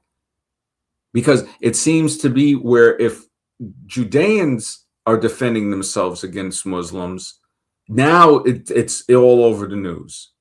But Muslims can kill 5 times, more than 5 times actually, that were killed in Palestine just recently, and not a word about saving those Muslims, right? Kind of like reminds me of the Black Lives Matter grift, right? When you find out the black people that ran that were ripping off black people they were supposed to be helping, right? And it just quiet about that, right? And I notice a lot of people don't like to talk about that, but I will. I never supported that. I've openly talked. I remember me and Drew. Drew's a cool guy. I've known Drew for over 10 years easily. And we've gotten to serious arguments over that because I've told him. I said, I don't trust none of them. None of those people that I said, that's basically it's a group that rips off their own people. But nobody has anything to say that. The black people that call out Black Lives Matter, they never show those people. You have to search and dig and look for the videos of that. And that's the same thing when you look for the people that will be trying to expose the horrors that are happening to the people in Sudan and in other Islamic countries. And nobody has anything to say about that.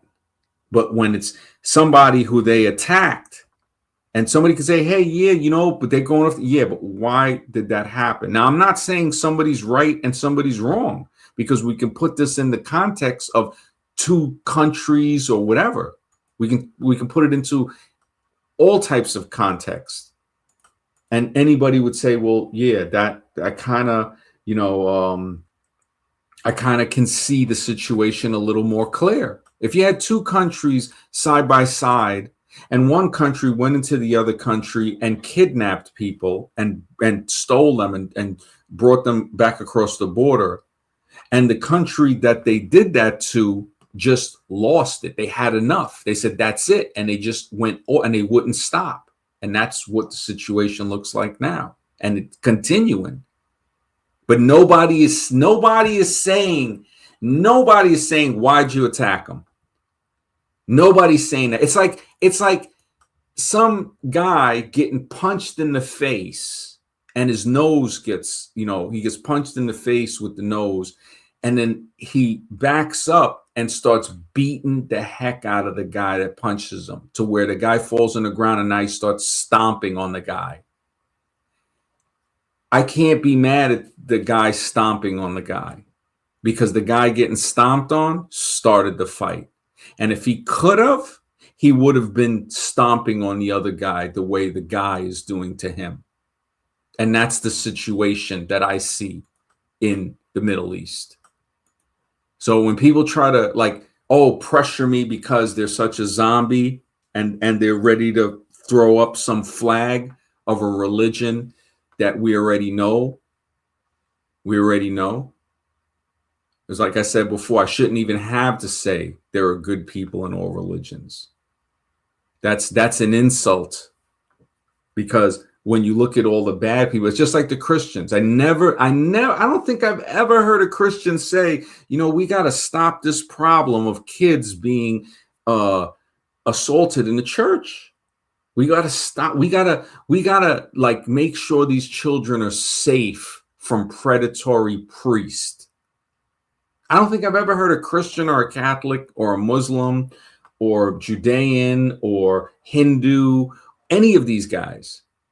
I don't think I've heard them say, religious figures. I'm talking about men who are supposedly the heads of these religions. Because this another credit that I will more than happily give to women is that they don't have to be, they know that they didn't write none of the crap that they put into a lot of these religious books, that a lot of these men, these bitter old monsters that continually send the young people off to these wars. I mean, when I look at that, it's like, I know I can't be the only one that sees this. If I am, well, maybe I am. It's like, some people criticize me. Oh man, you had so many viewers, and now you barely could get 10 people, and they want. And I said, I don't care. I did the show Earlier today when I started, 0 people watching. People honestly think I care. Well, then test me. Test me. Don't listen. I mean, what host is really going to tell you that? And I'm not saying it in a bad way, because I love the people that come and listen to the show. I'm saying it in a way, again, that lets people do what they really want to do. To say, look, I'm not going to sit here and lie to you to make you feel good. I'm going to tell you the truth. And however you feel about it is on you. Because we're adults. We're the last few thinking adults on earth. And the internet seems to be the only way that we can find each other. This is showing us how rare it is to find people that can even still think and formulate something coherent in their mind to give them a realistic outlook on what they're seeing in society. I mean, this is scary to a point where I don't really talk to too many people in society, and I never know who's gonna. It's almost to a point to where I'm surprised we don't see the stuff we see from World War II. I'm surprised that's that, because when when he ran for office the first time, and he made those arm gestures about a guy who was handicapped, right there I knew a kind of people, they thought, they didn't want to hear it, but I said, look, that's the same thing Hitler did, man. I said, you don't make fun of people that are disabled. I said, that's like one of the lowest things you can possibly do. I mean, think about that. Somebody who's disabled, how would you look at somebody that makes fun of a person, who makes jokes of a person who was born in a way where they were disabled? I mean, that's a horrible. And that's what Trump did. Now, I'm not saying Biden is any better. I would actually go to say he's probably worse without any proof, because that's just a feeling. But I'm pretty sure if I dig, because I dug a little and stuff starts to pop up, but I still think, honestly, I'll change that right now. I think Trump is probably worse, because when you look at that, how do you think, how do I explain that to a child that's 8 years old? Say a classroom, right? And this is to show you how many people that support any politician, whether you're a Democrat, you're the same thing. You're just a blue Republican. Republicans are just red Democrats. They're the same. These are the people, when Cipolla and Bonhoeffer wrote about the laws of stupidity, these are the people they were warning us about. These people will think they're doing something good for you. Meanwhile, they're burying you. They're burying you. So when I look at that, and a lot of people don't like to hear this, but I'm going to say it. I mean, back when I saw that, I said, I never thought about Donald Trump. Why would I? Why would anybody? Unless you're doing business or something with him. I mean, father was just a straight Klansman, right? If anybody looks it up. And that's not to say you can have a father that's a Klansman and probably not be a Klansman, but it says a lot to have that, to say, wow, so this is nobody mentions that really. They do a good PR job. But the fact that somebody could come out and again, like I say, Hall of Fame, Academy Award winners, because he might not really feel that way. We know it's an act. He's probably, I would say he's probably one of the best American presidential actors that has sat in the Oval Asylum. He's probably the best, one of the best. I mean, Obama was good too. Obama was a great actor, but Trump takes it to the next level. Biden did his best Weekend at Bernie's impersonation for his 4-year term. And we already know the deal with Bush, Clinton. And as you go back further and further, it just gets uglier and uglier. But for some reason, you got this new breed of zombies that will try to say that it was better for some reason. And you look at that, and that's when you start to realize that you got to reassess everything, because what we know, what we see with the zombie apocalypse, we know is always changing every day. We know that from one day to another, when they push out the next piece of technology, and then they watch how the people act. This is a big experiment, basically. This is basically a big experiment.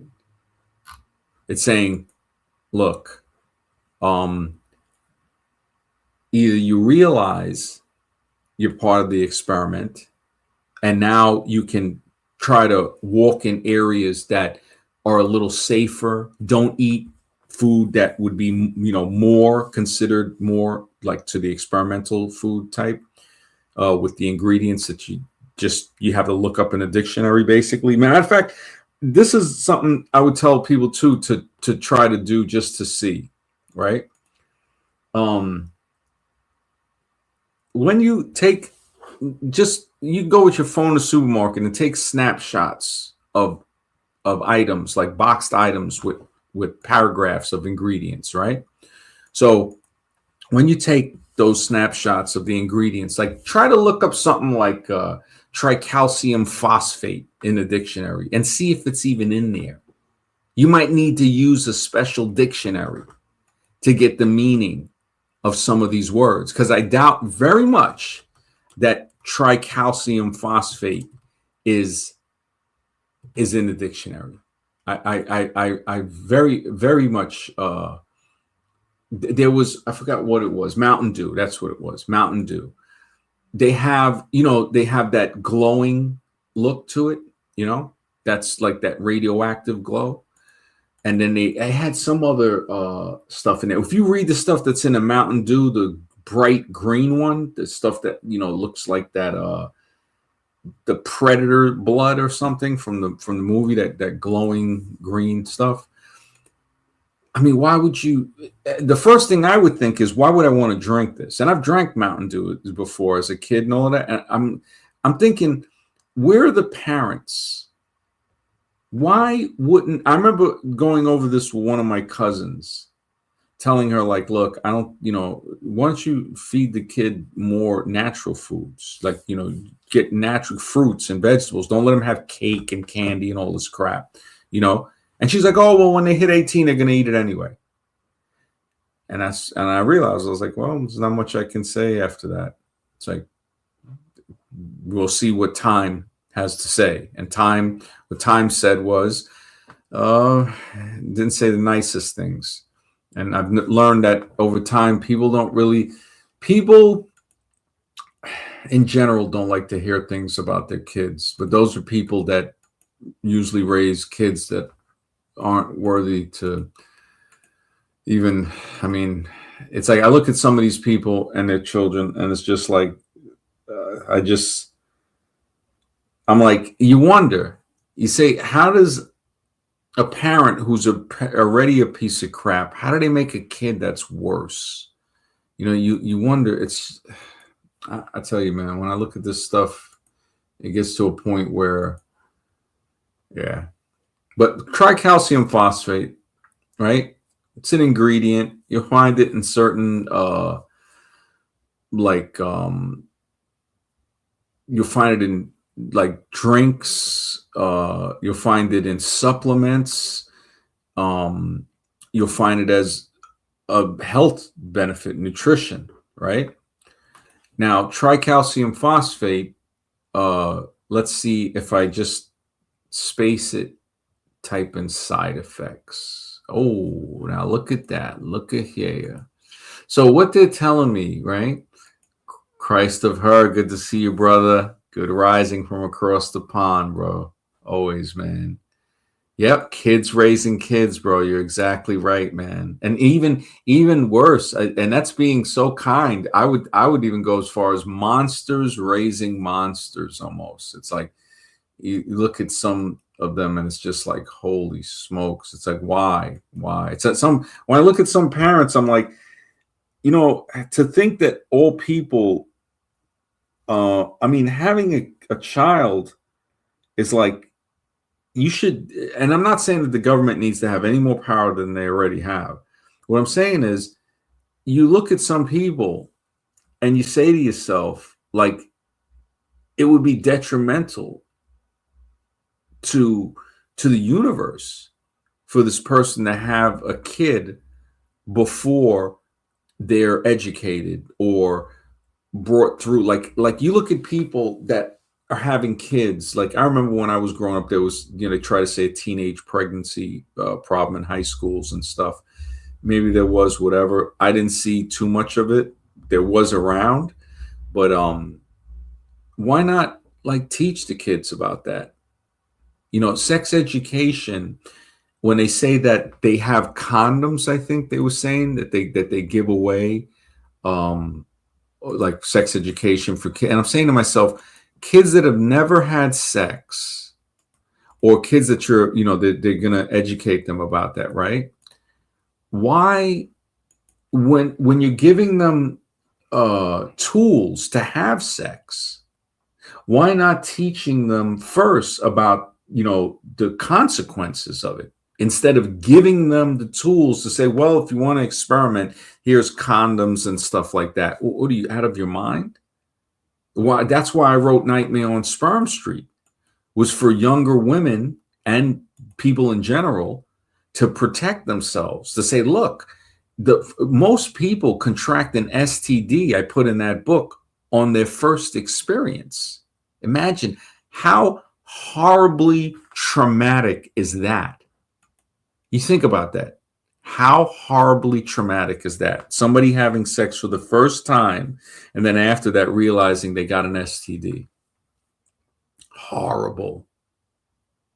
I don't think kids are taught about that. They're given condoms, basically. And that's, parents have spoken out about it, but they're too overpowered by the zombies. There's too much zombies. And if that's not acknowledged, well, then you're at a disadvantage. Because, like I said, you could be talking to somebody and they could just be eating the thoughts out of your head. Not everybody's worthy of speaking with you.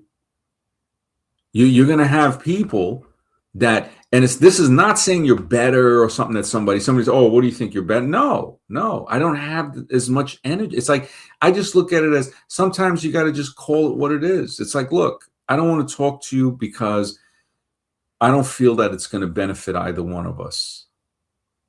Matter of fact, it'll benefit you, but it won't benefit me, because all they're going to do is try to drain some of the life force out of you. I mean, when we recognize that not everybody in society is what we think they are, you think you're seeing a bunch of humans? I doubt that. You're seeing actors, like the stream says, Hall of Fame Academy Award winners in the White House, in the schools, everywhere, actors. You see it. We see it in our own families. But like Jimmy Swaggart on the thumbnail, man, when this dude got caught with that hooker, man, the sweating, I think he might have the most sweaty picture on the internet. I don't think there's one more than this one, and real sweat. He's a Hall of Fame Academy Award winner. Straight up Hall of Fame. I mean, that's what he is, man.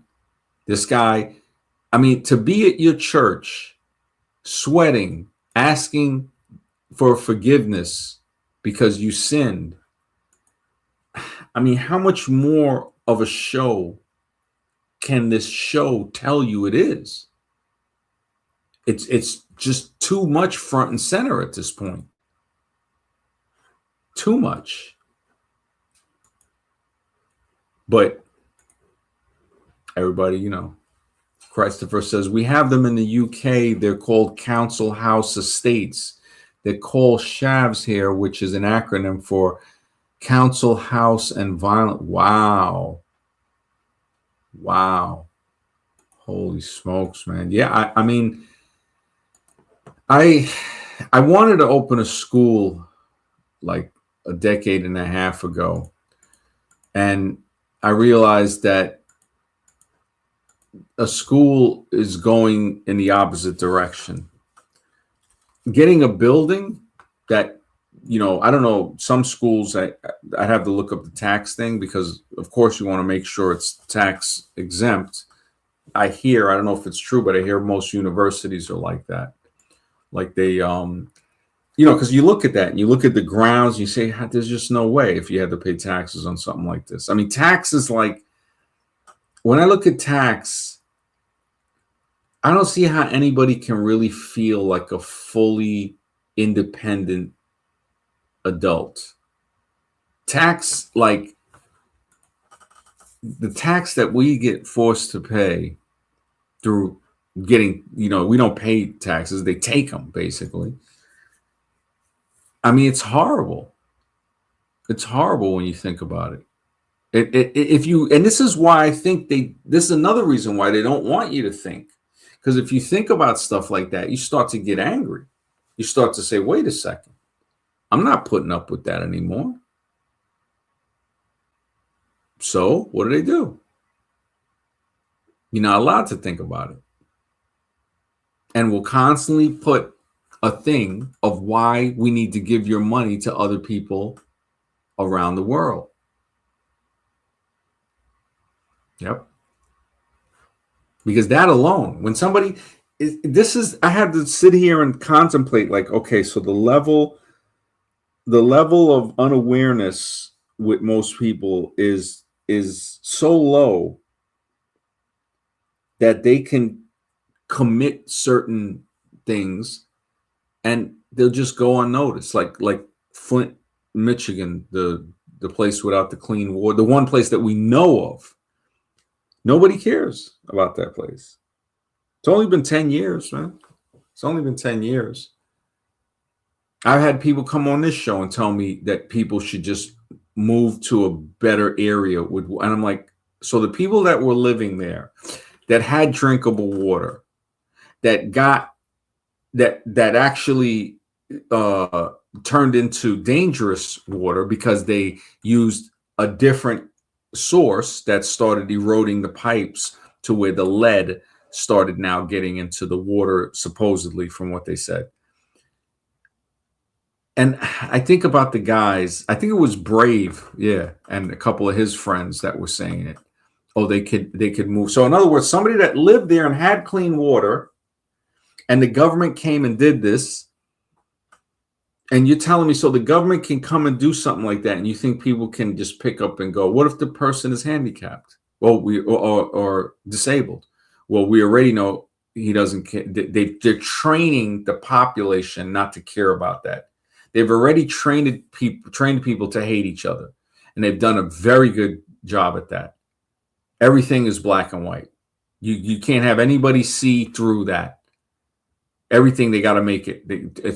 They're always making it some racial stuff, right? And of course, who do we have in the White House? Boom. I mean, an actor that just fuels it. He says his lines on cue.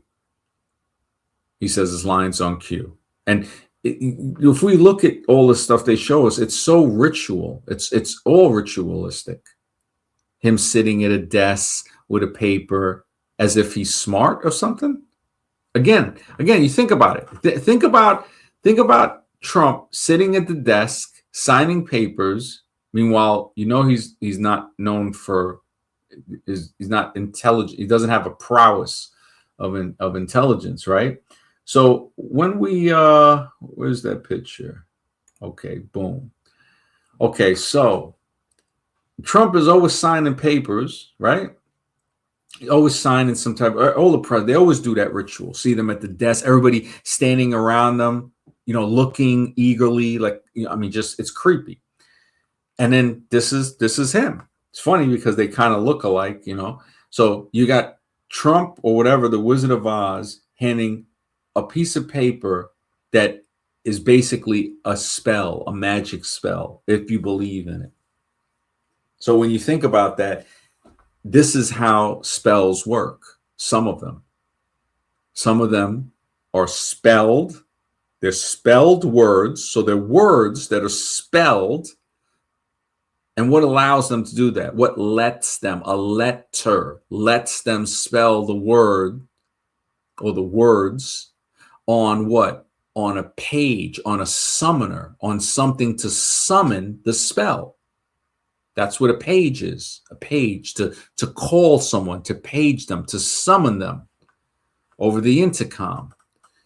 So when you see them writing and doing the documents and all of that, all to condition, all to condition mentally. Christopher says Ray Gun was an actor. They showed you back in the 80s the format. Exactly. Ray Gun, big time actor. And the crazy thing, he was an actor, and then they made him governor of California before they made him president. And that's the same route another actor took when Schwarzenegger became the governor of California, and then boom, he tried to do the presidency. He tried to change the laws. I think somebody was saying that he was part of that. Timbo, good to see you, brother. He says, peace, MD. A few days ago, I woke up to find my car covered in the dirt from the rainfall the previous day. In Chicago, come to find out there was a huge fire in Oklahoma. It wasn't dirt, it was ash. Holy smokes. Man, this is crazy, bro. They just, there are so many signs are showing us the amount of disrespect that the government just does to us blatantly in the face. It's horrible. And that's part of, if you look into the Soviet thing and the Nazi thing, when they want to totally just, I mean, it's horrible. But when they want to demoralize a person, they do things like this. You lose hope in anything you go to buy. I go to buy something at the supermarket, I'm taxed on. So I work for the money. And then they take some of the money. No matter what I say, they're going to take it. And if I don't let them take it, they'll either end you or they'll put you in a cage. So now they're coming to do that, right? So they take money. I work, I make the money, and they come and they take 30%, not just some. So I can make $50 and I can't even keep 40. That's the craziest thing. You can't even keep 40. You can keep 35 for now, but not 40. So when you make 100, you can only keep 70. But now when I take that 70 and I go to the supermarket to buy something, and it's $35, everything comes up to say it comes up to $15. And they say, well, it's 17. Or it's, I'm saying, well, wait a minute, it said 15. Oh no, you got to pay tax on that. Well, wait, I paid tax on this when I just collected the paycheck. I just paid tax. She told me I got to pay tax on this. It's like, wow. So then you go to put gas in and you say, okay, it's so much. Why is it so much? Tax. The tax on the gas is supposed to pay to fix the roads. But we still have potholes. And that we should be driving. The roads should basically be smooth. They should be like no holes. They should be like some type of futuristic roads with the amount of gasoline that is purchased every day and the tax money that comes from that. But again, it's like I said, we don't have as much of a problem in America with basic needs. There's a problem with greed, hatred, racism, stuff like that are the real problems in America. We have more than enough for everybody in the world. America runs around policing the world. Basically, we are the Praetorian Guard for the UK. John Stockwell wrote a book about that called America's Role in the New World Order, the Praetorian Guard. And this is what it seems to be. So when I look at that and I say, wait a second, why, the demoralization, when I think about it, man, I feel it every day. That's why I I said, I'm just going to put the stuff out there that I have for zombie for free. Once I published, and I'm not even going to call the Human Origins book, the fact that I had to change the title because, I was going over some stuff, some advice. And now I see that, okay, I'm going to have to start it to where the whole question of the human being created, life being created, that's the first thing. I didn't want to have to address it that way. And that's what's delaying me so much. And it's frustrating. It really is. And I'm not going to write a long book. Like Scribe was even saying 300 pages. I'm like, I'm never writing a book over 100 pages again unless somebody pays me for it. I said, even if they pay me for it, I might not write it. I'm just done with it. I mean, when you see that what you put out as quality, but people don't care about that, what am I putting it out for again? Doesn't make sense. I'm putting out Human Origins. This stuff is for people who care about it, but more or less it's for me. It's for me to say, you know what? I just want to write this and get it out there. And then, well, I already have it written because I started doing this research 12 years ago. And the research is kind of shocking because what it tells us is something that people might not want to hear, but it's a biological truth about us that's just there. And a lot of, again, somebody could see the truth, but then they'll go back and say, well, but evolution says it couldn't have happened that way. Well, reality is saying it couldn't have happened the way evolution says. So who's going to win on this, reality or evolution? And the evolutionists are so delusional, they think evolution will. Though in time, evolution will win, right? Really? Over reality, right? So what does that say? Reality doesn't concern them. What concerns them is zombifying people. And now once you understand that, when you speak with people, you start to say, oh, this person's sole purpose on life is to be a turd and to smear up on everybody and get them dirty. So you stay away from that person. And it's not being mean, it's being smart. It's like seeing somebody that always gets in trouble. You stay away from them. And if you hang out with them and you get in trouble, well, 2 + 2 = 4. And until you start to see those patterns, you continue to fall into that type of behavior or making those type of decisions or stuff like that. So we have these scenarios that people should talk about stuff like this, because psychology, when you think about it, it's very important. It's very important to protect yourself from being mentally controlled or manipulated. Women see this clearly because so many guys try to manipulate them. And it's funny, actually, when you see women call it out and they're like, yeah, they know the guy's trying to pick him up and they know that he's basically just lying. I mean, we've already seen what these dating roaches are about. All these guys that, supermarket game and all that stuff. It's like, really, it's like, I understand they have to do that because that's the dice that, that's what they were, that's the cards they were given. But, it's like when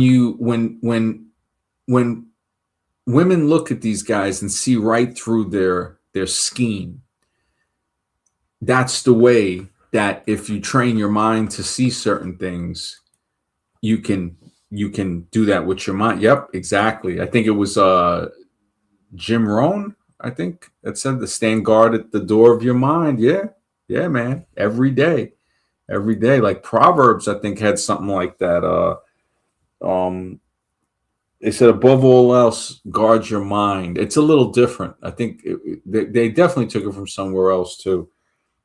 It says, above all else, I think it was, above all else, guard your mind, for your very life flows from it, or something like that.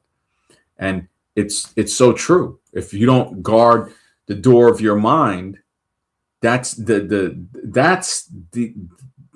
place, the receiver, where we might come through into this world. Because if you see somebody that, or if you ever heard of somebody going into a coma and then coming out of the coma, where were they?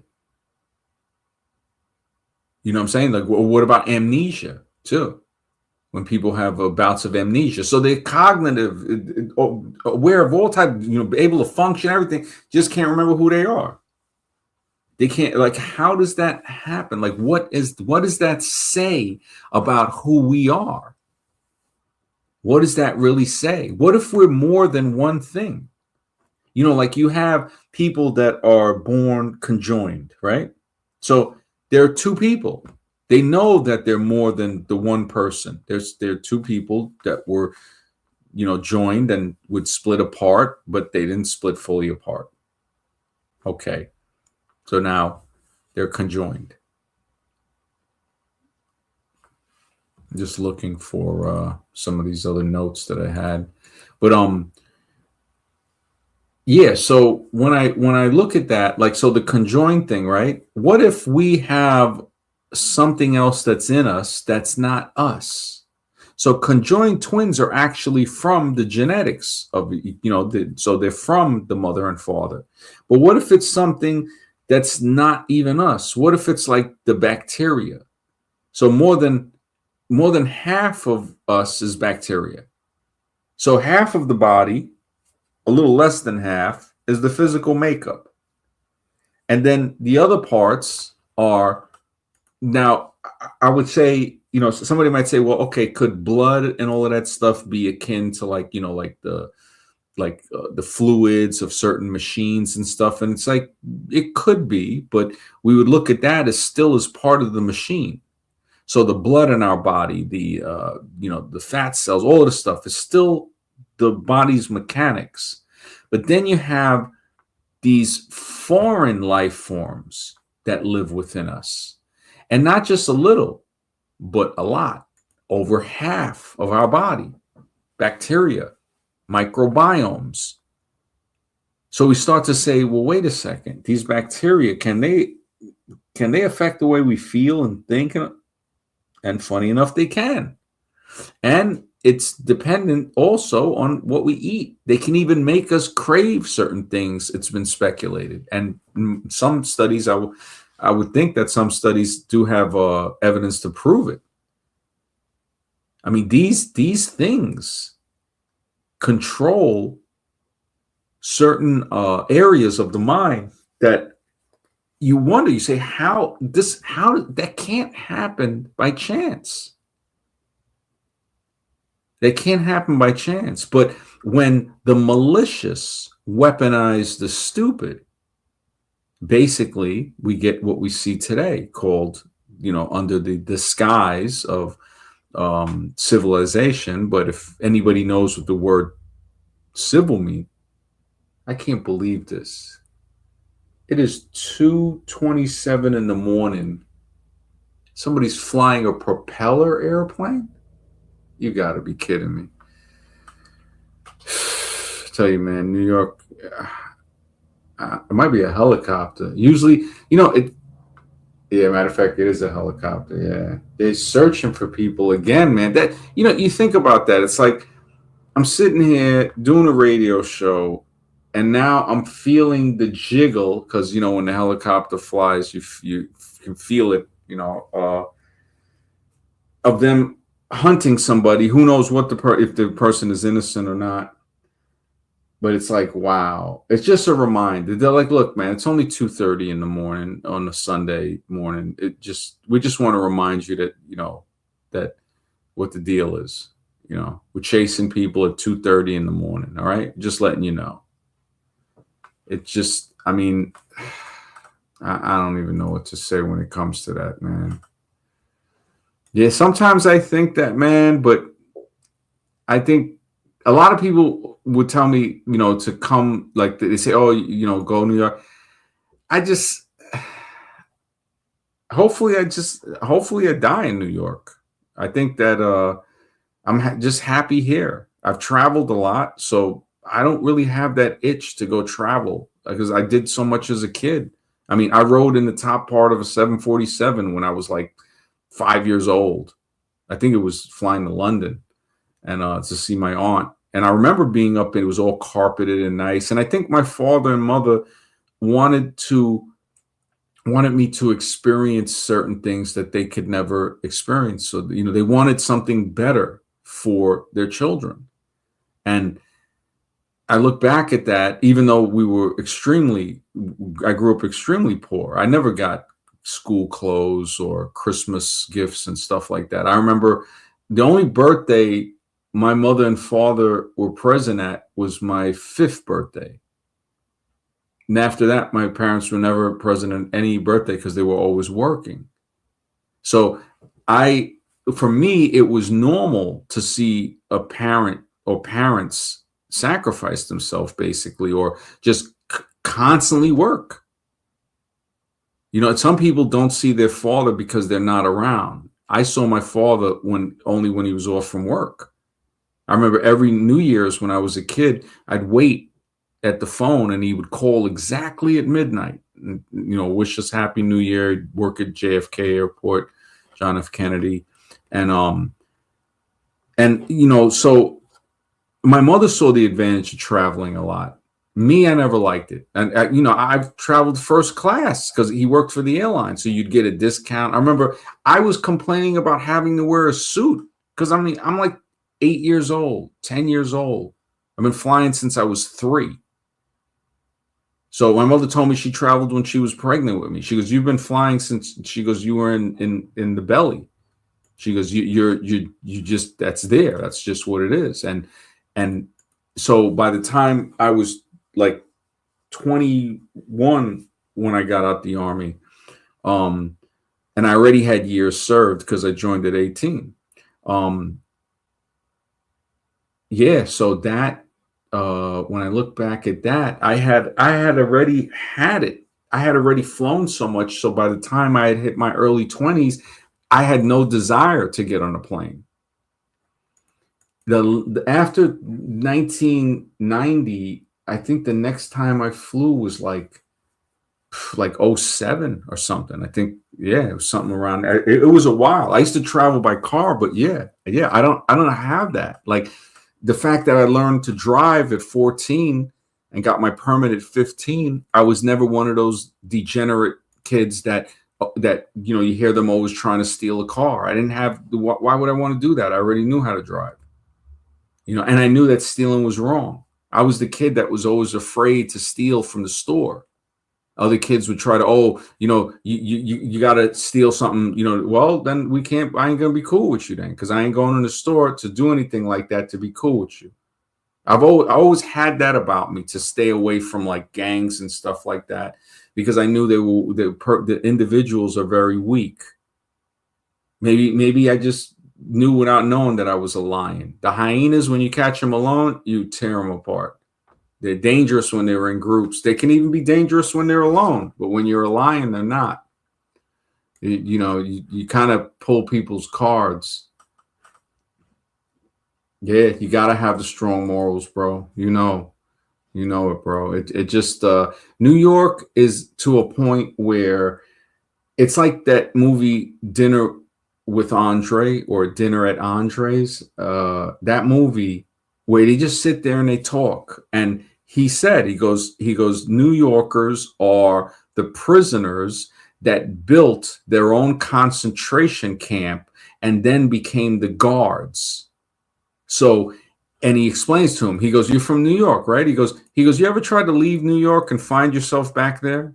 And he goes, "Yeah." He goes, "And it's because of that scenario." And the amount of times I've left, when I went to South America, came back and all that, I see now also, it might have been a pun when they made that movie Escape from New York. Not many people can. It's such an overstimulation here. It's overwhelming. Yeah, it overstimulates us to a point to where when I was a kid and I went to Dallas to visit my father when he worked at Dallas Fort Worth Airport, I remember the news in Texas seemed fake because it didn't have the illusion that the New York news had. Because I'm sitting there and I'm looking at it like, wait, these are just people behind a desk talking to us. They look like somebody in a room close by. Nothing fancy. And then when you go back home, or when I come back to New York, then you see Channel 5 and Channel 4, NBC and CBS and all, like they know how to hype it up because this is the bull crap capital of the world, New York City, the rotten apple, man. This is it, and then that whole thing of, oh, I love New York and the big, this is all propaganda marketing. If a place is beautiful, people are going to love it without you having signs saying, I love New York. Seeing those, that brings up a red flag. That brings up a red flag. And I remember people would call it that. They would call it the rotten apple. Some people, oh, the big apple, this and that, because you would see the hypocrisy in it. I mean, you can walk from 96th Street straight over into Harlem on Broadway and see blatant divisions in a country that they try to call the melting pot. So again, like I said before, everything we're being told is usually a lie. 99%. Oh, this is the melt. No, it's not. It's not a melting pot. It's like a salad bowl mixed up, and people don't really like each other. Built on a lie that is constantly repeated throughout schools. When I tried to educate people on the fact that Columbus never landed on what is considered not modern day North America, people were in disbelief. They thought I was lying, basically. And I had to walk. I said, he never landed on, I said, he landed in the Bahamas, Hispaniola, Dominican Republic. He hit Central America and South America. So he didn't hit Florida even. There's no record traces. So to have him credited with North America too, it's just, it's mind-boggling to see that people would buy this. But when you look up the history of Columbus Day was created to give Italian Americans a hero. Because remember, they were using them as brutal labor too. The Irish first, and then it was the Italians. And it was sad because people, all they want you to remember is that it happened to Black people. It happened to English, Irish, Scottish, Black, Native American, Chinese, Indian. You look through the Caribbean, that's why they call it the West Indies, because so many Indians were brought over from the East Indies, which is India, basically. And they're brought over there as so-called laborers, which we know is slavery. So you had many other people, Indians, Chinese, Africans. You had many different types of people from Western Asia, Irish, Italian, German, Scottish, English, Russian, even Dutch. The Dutch were all over. They were in, South Africa before, I think, the Portuguese. And this is important. See, this is why it's important to study the stuff. The way they teach it to us, you don't want to learn it. Yeah, and the New York of right. Yep, exactly. Yorkshire in England, exactly. Totally. And when I was in Amsterdam, and I remember telling people, because they're like, where you were born? I said, I was born in Brooklyn. And they're like, oh, Brooklyn. Brooklyn is a Dutch word, Brooklyn. So, because the guy was telling me, he goes, a lot of ooh and ears, and he was teaching me, like, he goes, if you learn German, it's going to be easier for you to learn Dutch. He goes, but for you to go from English to Dutch is a little harder, because English is closer to German. Half of the language is about Germanic. So, for instance, house, right? House in German is H-A-U-S, I think, right? If you look at that, you can word house, H-A-U-S. And in English, it's H-O-U-S-E, which doesn't make sense. But Haus, H-A-U-S in German, actually phonetically seems to sound right. There's no reason to have an E on the end of the word. Again, English, the spellcaster's language. But German also has the spells. I always found it funny. Why is, I think the word for poison in German is gift. Let me see, word for, just to check it. Yep, it's gift. Yep. So in English, poison, the word poison is gift in English. Let me just reverse this to see if I can do it.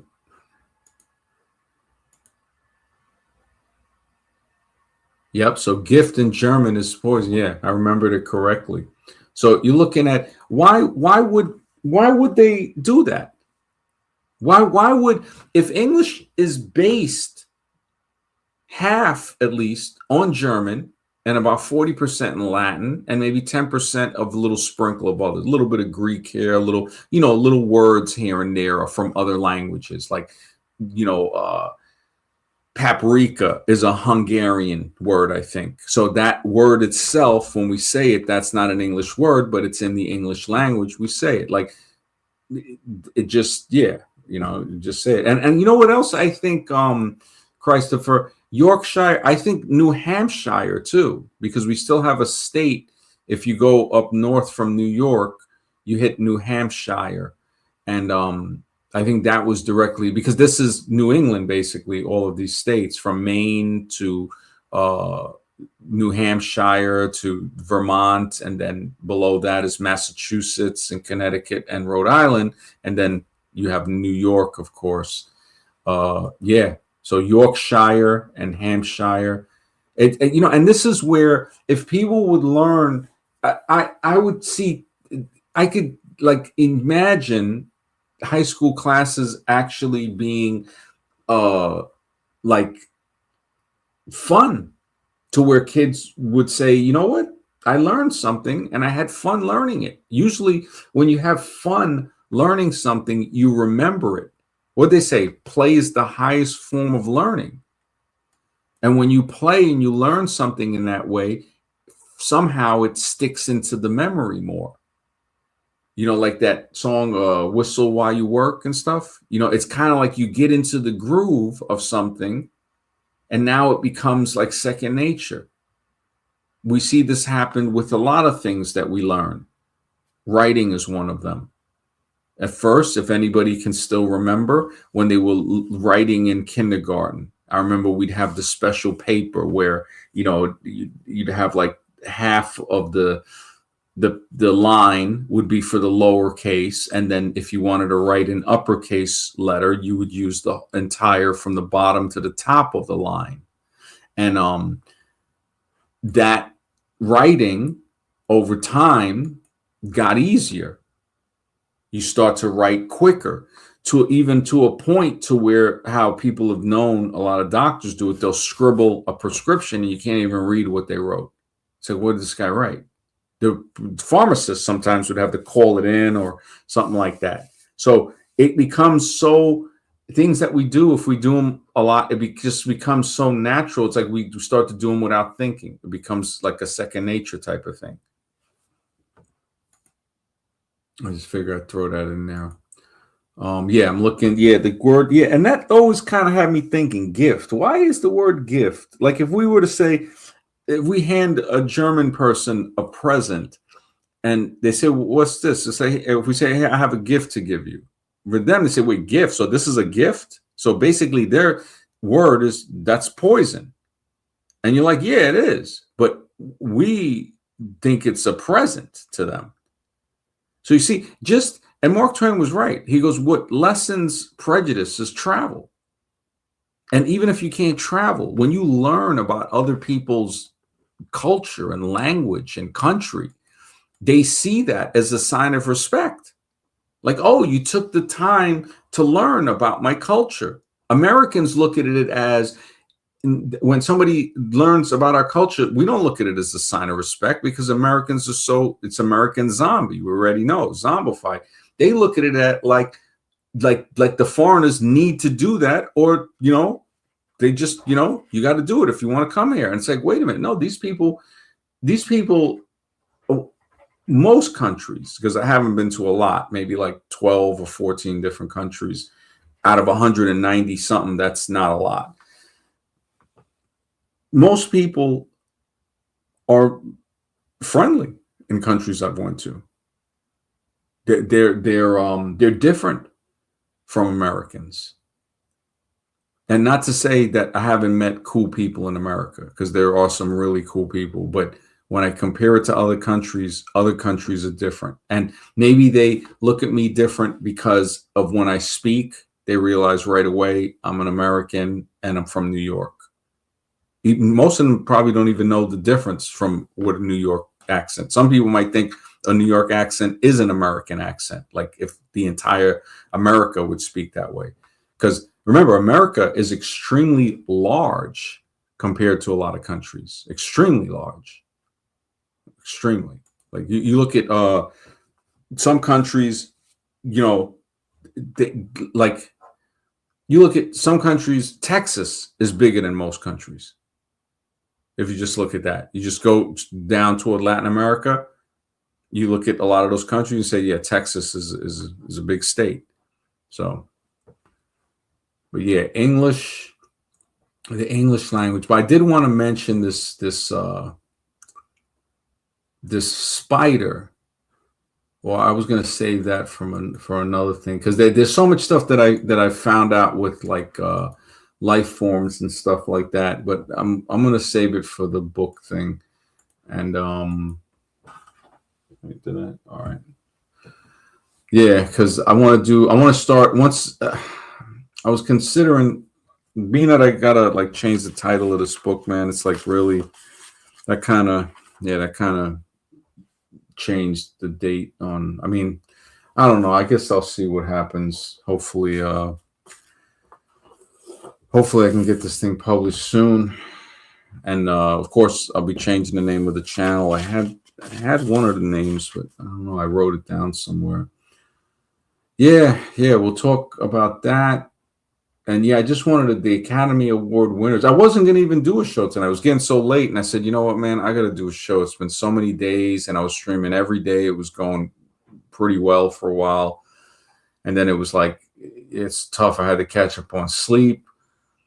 Just, yeah. And I don't really like to stay up too late like this anymore, because, I mean, if I have to, fine. But the schedule, you know, because then nights that I need to go to bed earlier, sometimes you've conditioned yourself to stay up later to a different schedule. So, but yeah, New York of right, man. That's it, man. You know, and a lot of the other states are all native nations, and people don't even know it.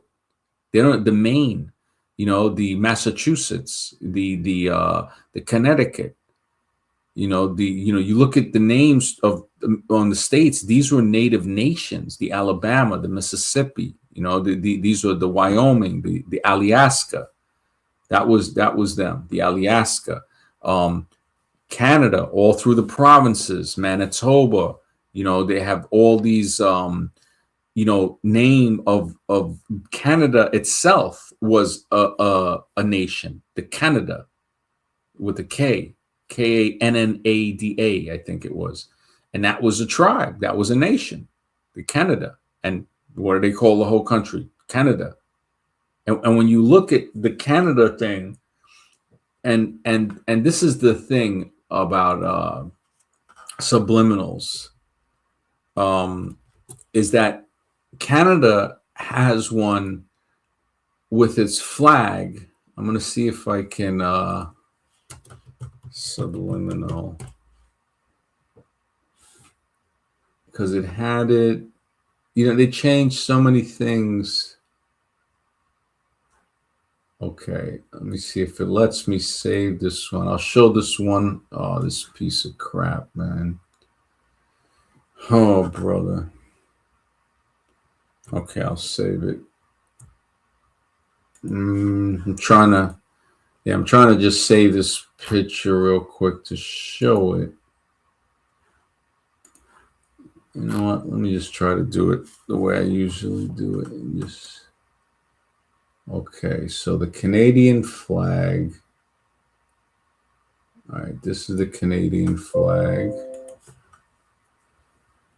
Okay, the Canadian flag, and just trying to edit Bear with me for a second. All right, this one here. Okay, that's it. That's the angle. Okay, that one.